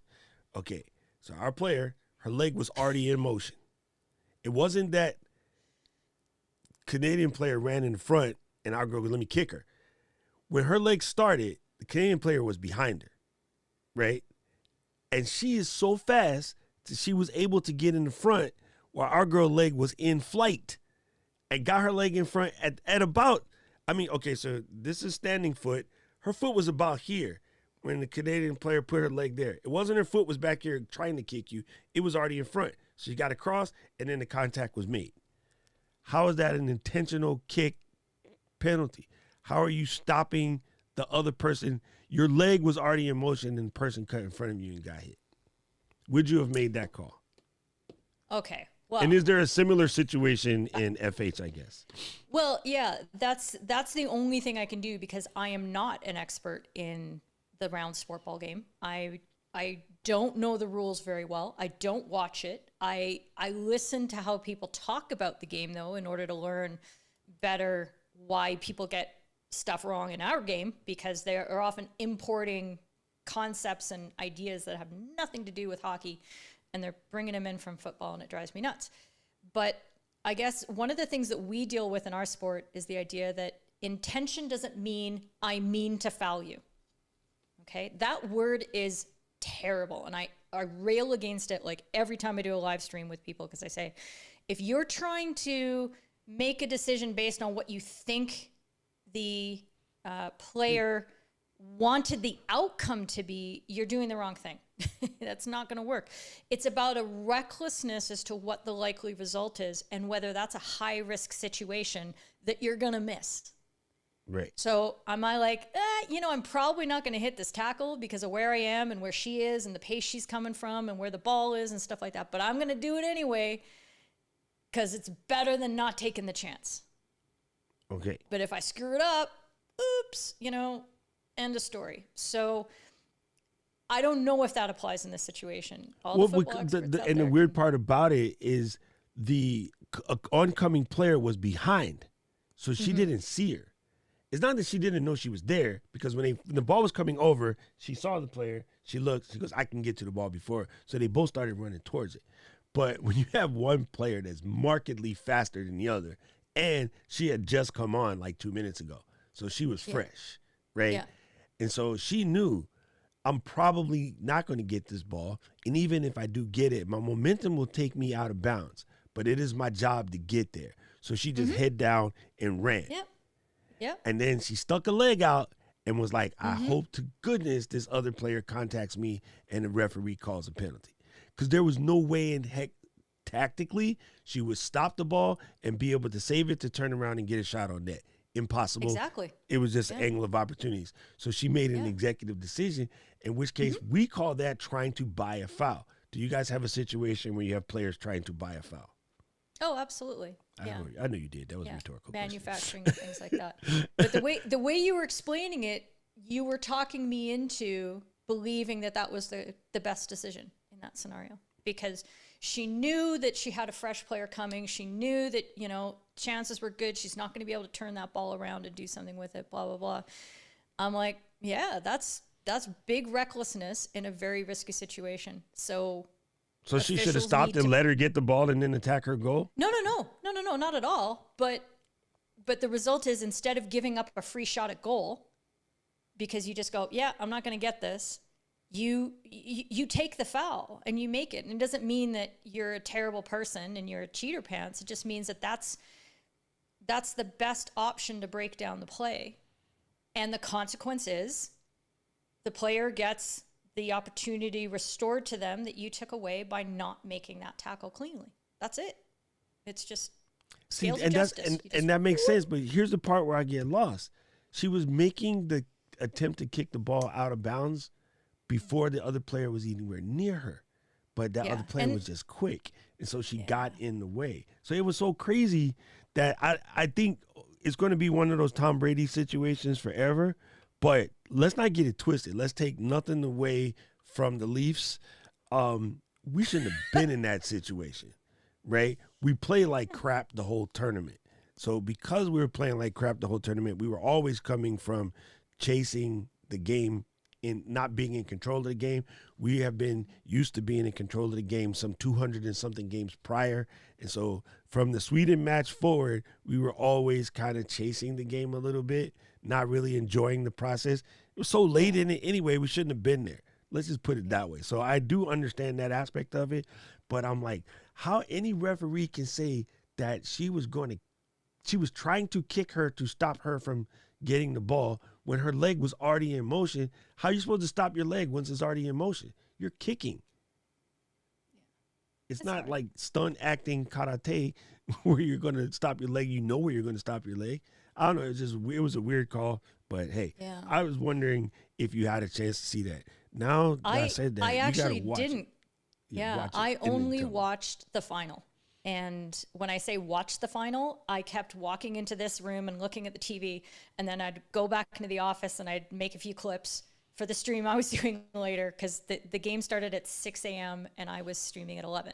So I kept having to go. And let me tell you, I mean, I love women's soccer from the perspective of, yes, I support women in sports and team sports, especially because that's even harder for women to break through in. But I was watching it go, man, this is so slow and boring compared to what I've been doing for the last 14 days. So if there's anybody out there who's like, soccer, not really my thing, go on the internets, go on the YouTubes and find yourself a field hockey game. And it'll probably be referred to as a hockey match. Yeah, I watched a bunch during the Olympics because of you. Out of pure respect for you, I was watching a couple games. That's awesome. It's kind of fast. Funny. It's skillful. It's complicated. It's just, I mean, it just, for me, it blows soccer out of the water. I know soccer has lots of great parts to it, and people are like, we got to make hockey more exciting and there needs to be more goals and stuff. And it's like, have you seen that other game called football that everybody pays big money to watch? Is the biggest sport on the planet, maybe next to cricket or in front of cricket. I can't remember. But you don't have to be scintillating exciting all the time. No. Sometimes it's tactical. Sometimes there's absolutely tactical. Doc, something we don't normally do is both of you look and sound great. State your camera lights and microphones, and it might be encouraging to somebody that's not a comparison. Okay, I will. I did want to say one thing. It's not that I take umbrage with this. I understand where it comes from. They're voters, right? The people who are hosting these shows, they are voters. They are allowed to have a political agenda. Don't let anyone tell you that they don't have a right to have a political agenda. Every voter in the country has a right to have a political agenda. Just because you disagree with it or you don't like it doesn't mean anything, right? They have just as much ability to have a political agenda as someone who only job is to have a political agenda. Every human being that has the right to vote should have a political agenda. The other thing you need to know, when those two words are put together, they're meant to be divisive and controlling. Yeah. What's meant by the word agenda is a supplicant for the word opinion, right? And it is meant to be a negative connotative supplicant, right? So if you're working in social cognition, adding the word political agenda instead of political opinion makes it sound like they're doing it in a dismissive or controlling state. And that's not their intention. They are able to have their own right to their own opinion, even if it's opposite of mine or they disagree with me or whatever. They have a right to their political opinion. By taking the social cognition of someone who doesn't want you to properly flex your opinion, you are now told that anyone else that disagrees with you has an agenda, because the agenda is the divisive supplicant for opinion. Think about that for a second. Yeah. I had to go through that process deciding when I was going to start, again, letting that piece of me out on my live streams.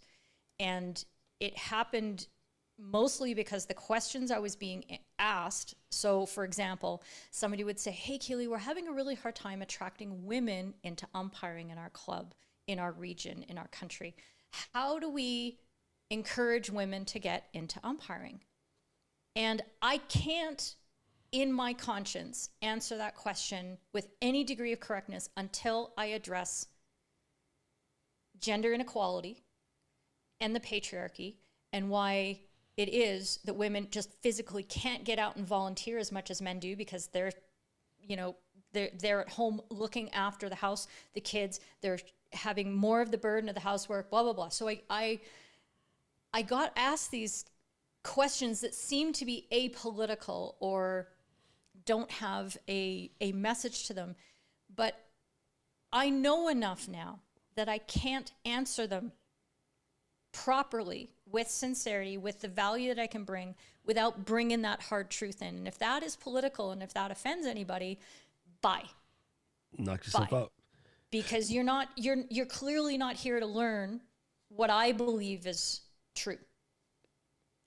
And yes, And- I have an agenda. And I to want be to change completely this. cynical you know? about it, sometimes they want to ask the question so that no matter which way you answer it, they can use it against you. Yeah. And it's not their fault. Right?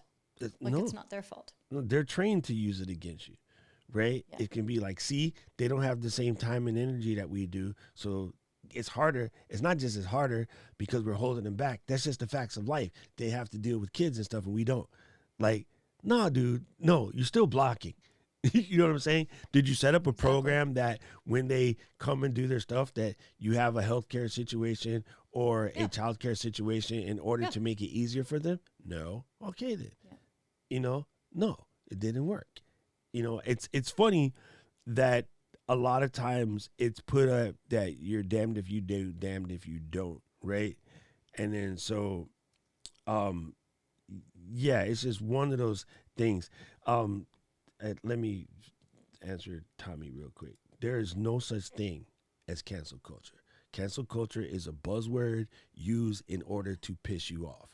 There is an ownership of you fucked up, and some people wait until they get forced to fix it they fucked up, and some people say, let me go ahead and adjust it now because times have changed. And the one thing that happens to all of us old people, and I mean all of us old people, I don't care where you come from, is you now have knowledge you didn't have when you were a child, but you still nostalgically look back to the way things were when you were a child or a younger person or whatever. And so as society changes all the way through, right, there is a situation where you realize that there's a part about what you reminisce against and fantasize and romanticize versus what's moving forward and you romanticize. So when someone makes a change to your romantics, it upsets you, especially when you feel it is mundane to the way that it affected you.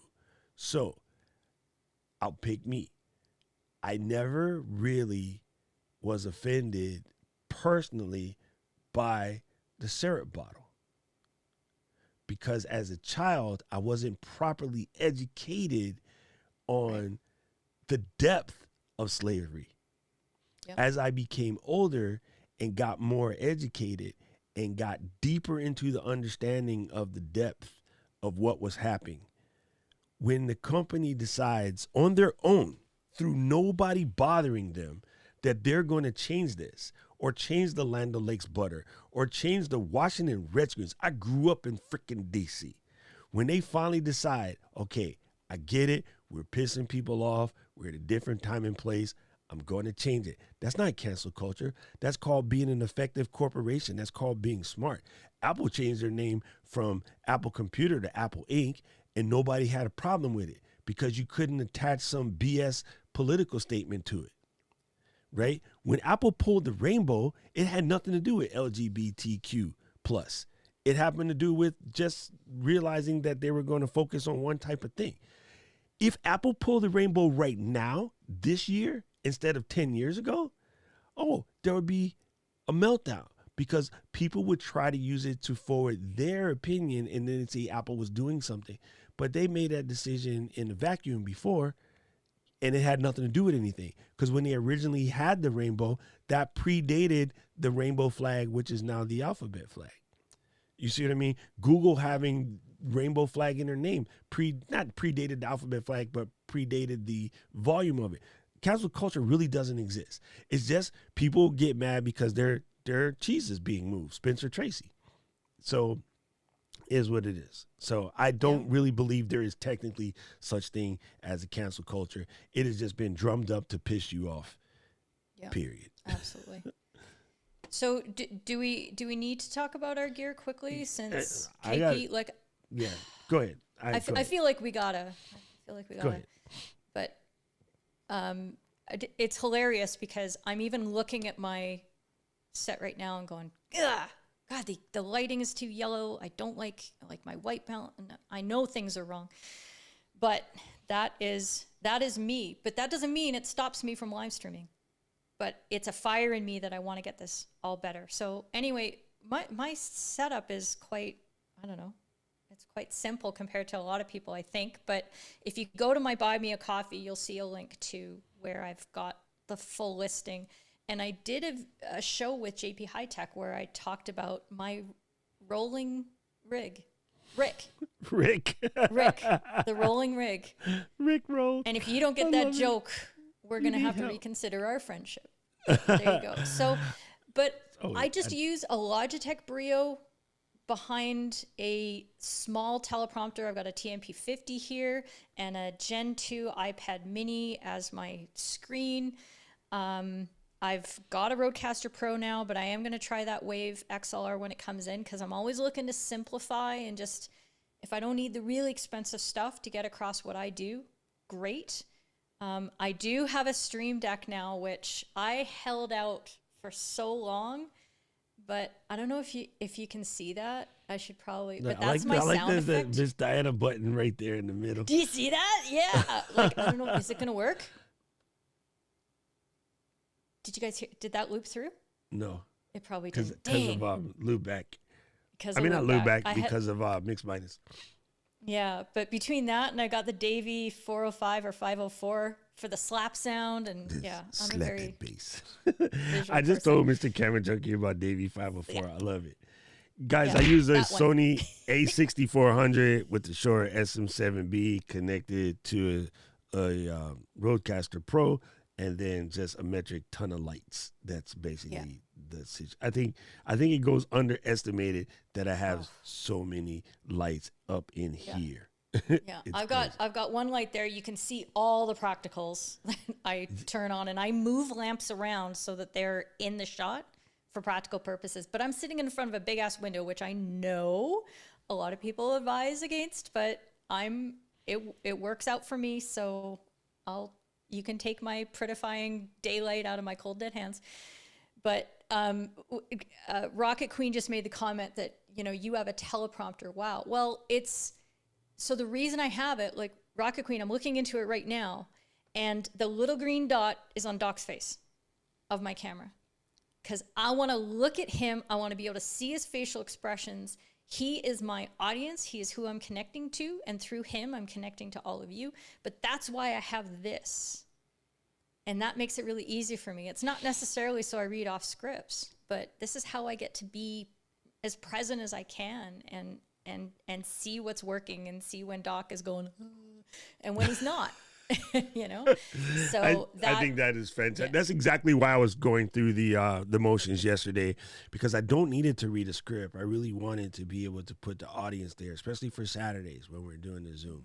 I think it doesn't bother me here so much because I have to look at things to press buttons, but during the Zoom, I like what Tom did. Tom put it so far over that he's talking to you. When it's time to get a comment, he has to do this.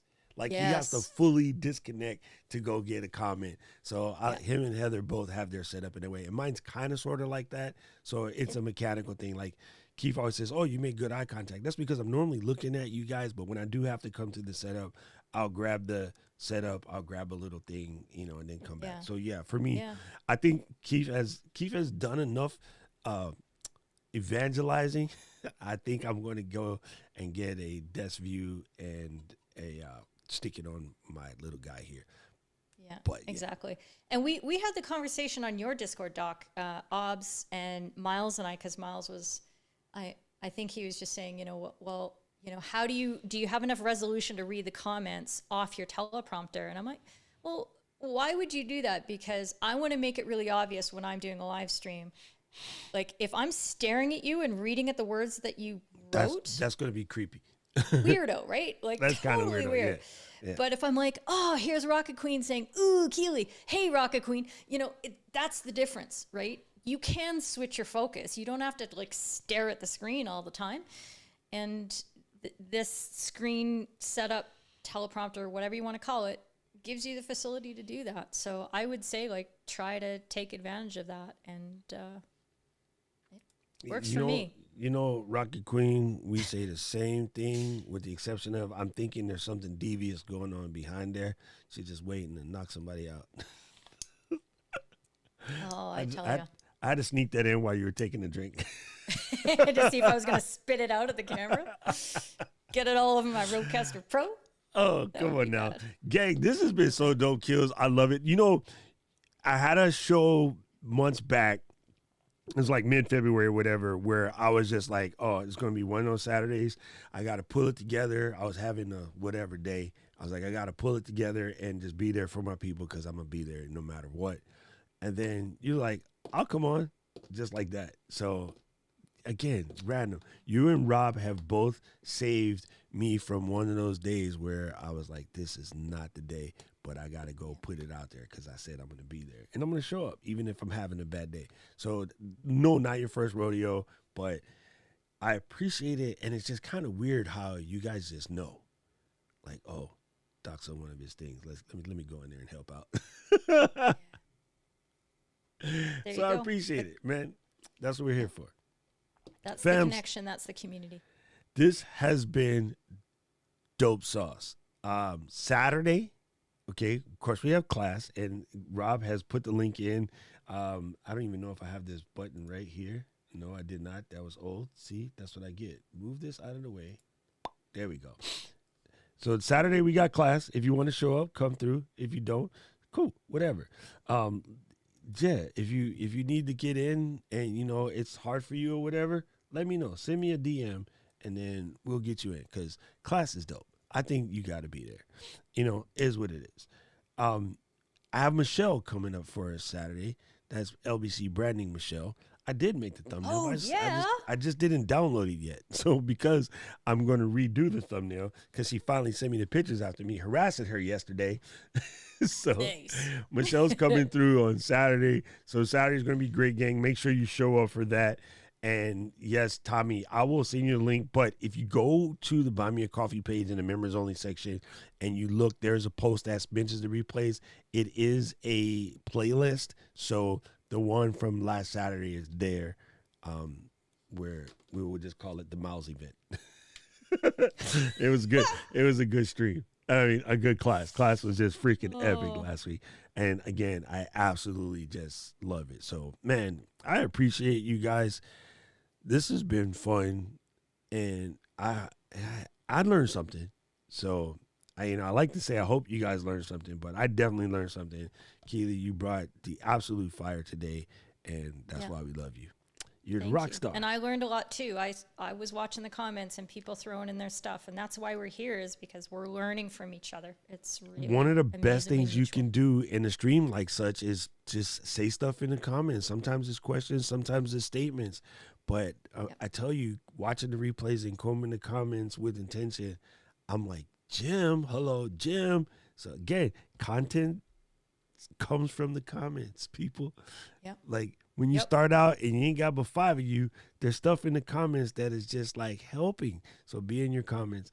Don't worry, Miss Felicia. The replay will process in knowing YouTube nowadays about 3 hours and then it'll be ready. Oh, it takes long nowadays. I don't know why. So you can see it right away, but you won't be able to see it with the comments until later today. But it's there. Thank you guys. I appreciate it. Let's play the theme song. Thank you, Keels. Where'd it go? That's not even the right. Oh my God. Thanks for all the lovely comments in the comments. You good, ridiculously good looking people. Thank you so much. City of mine. Gangster. I appreciate you guys. I'll see you Saturday. The city of mine. It never gets me down. City of mine. How I love the city of mine. It never gets me down. Yeah. I was born in the city, I was raised on its edges. My pop worked his life on its confines. I found love in its center. If I could live here forever.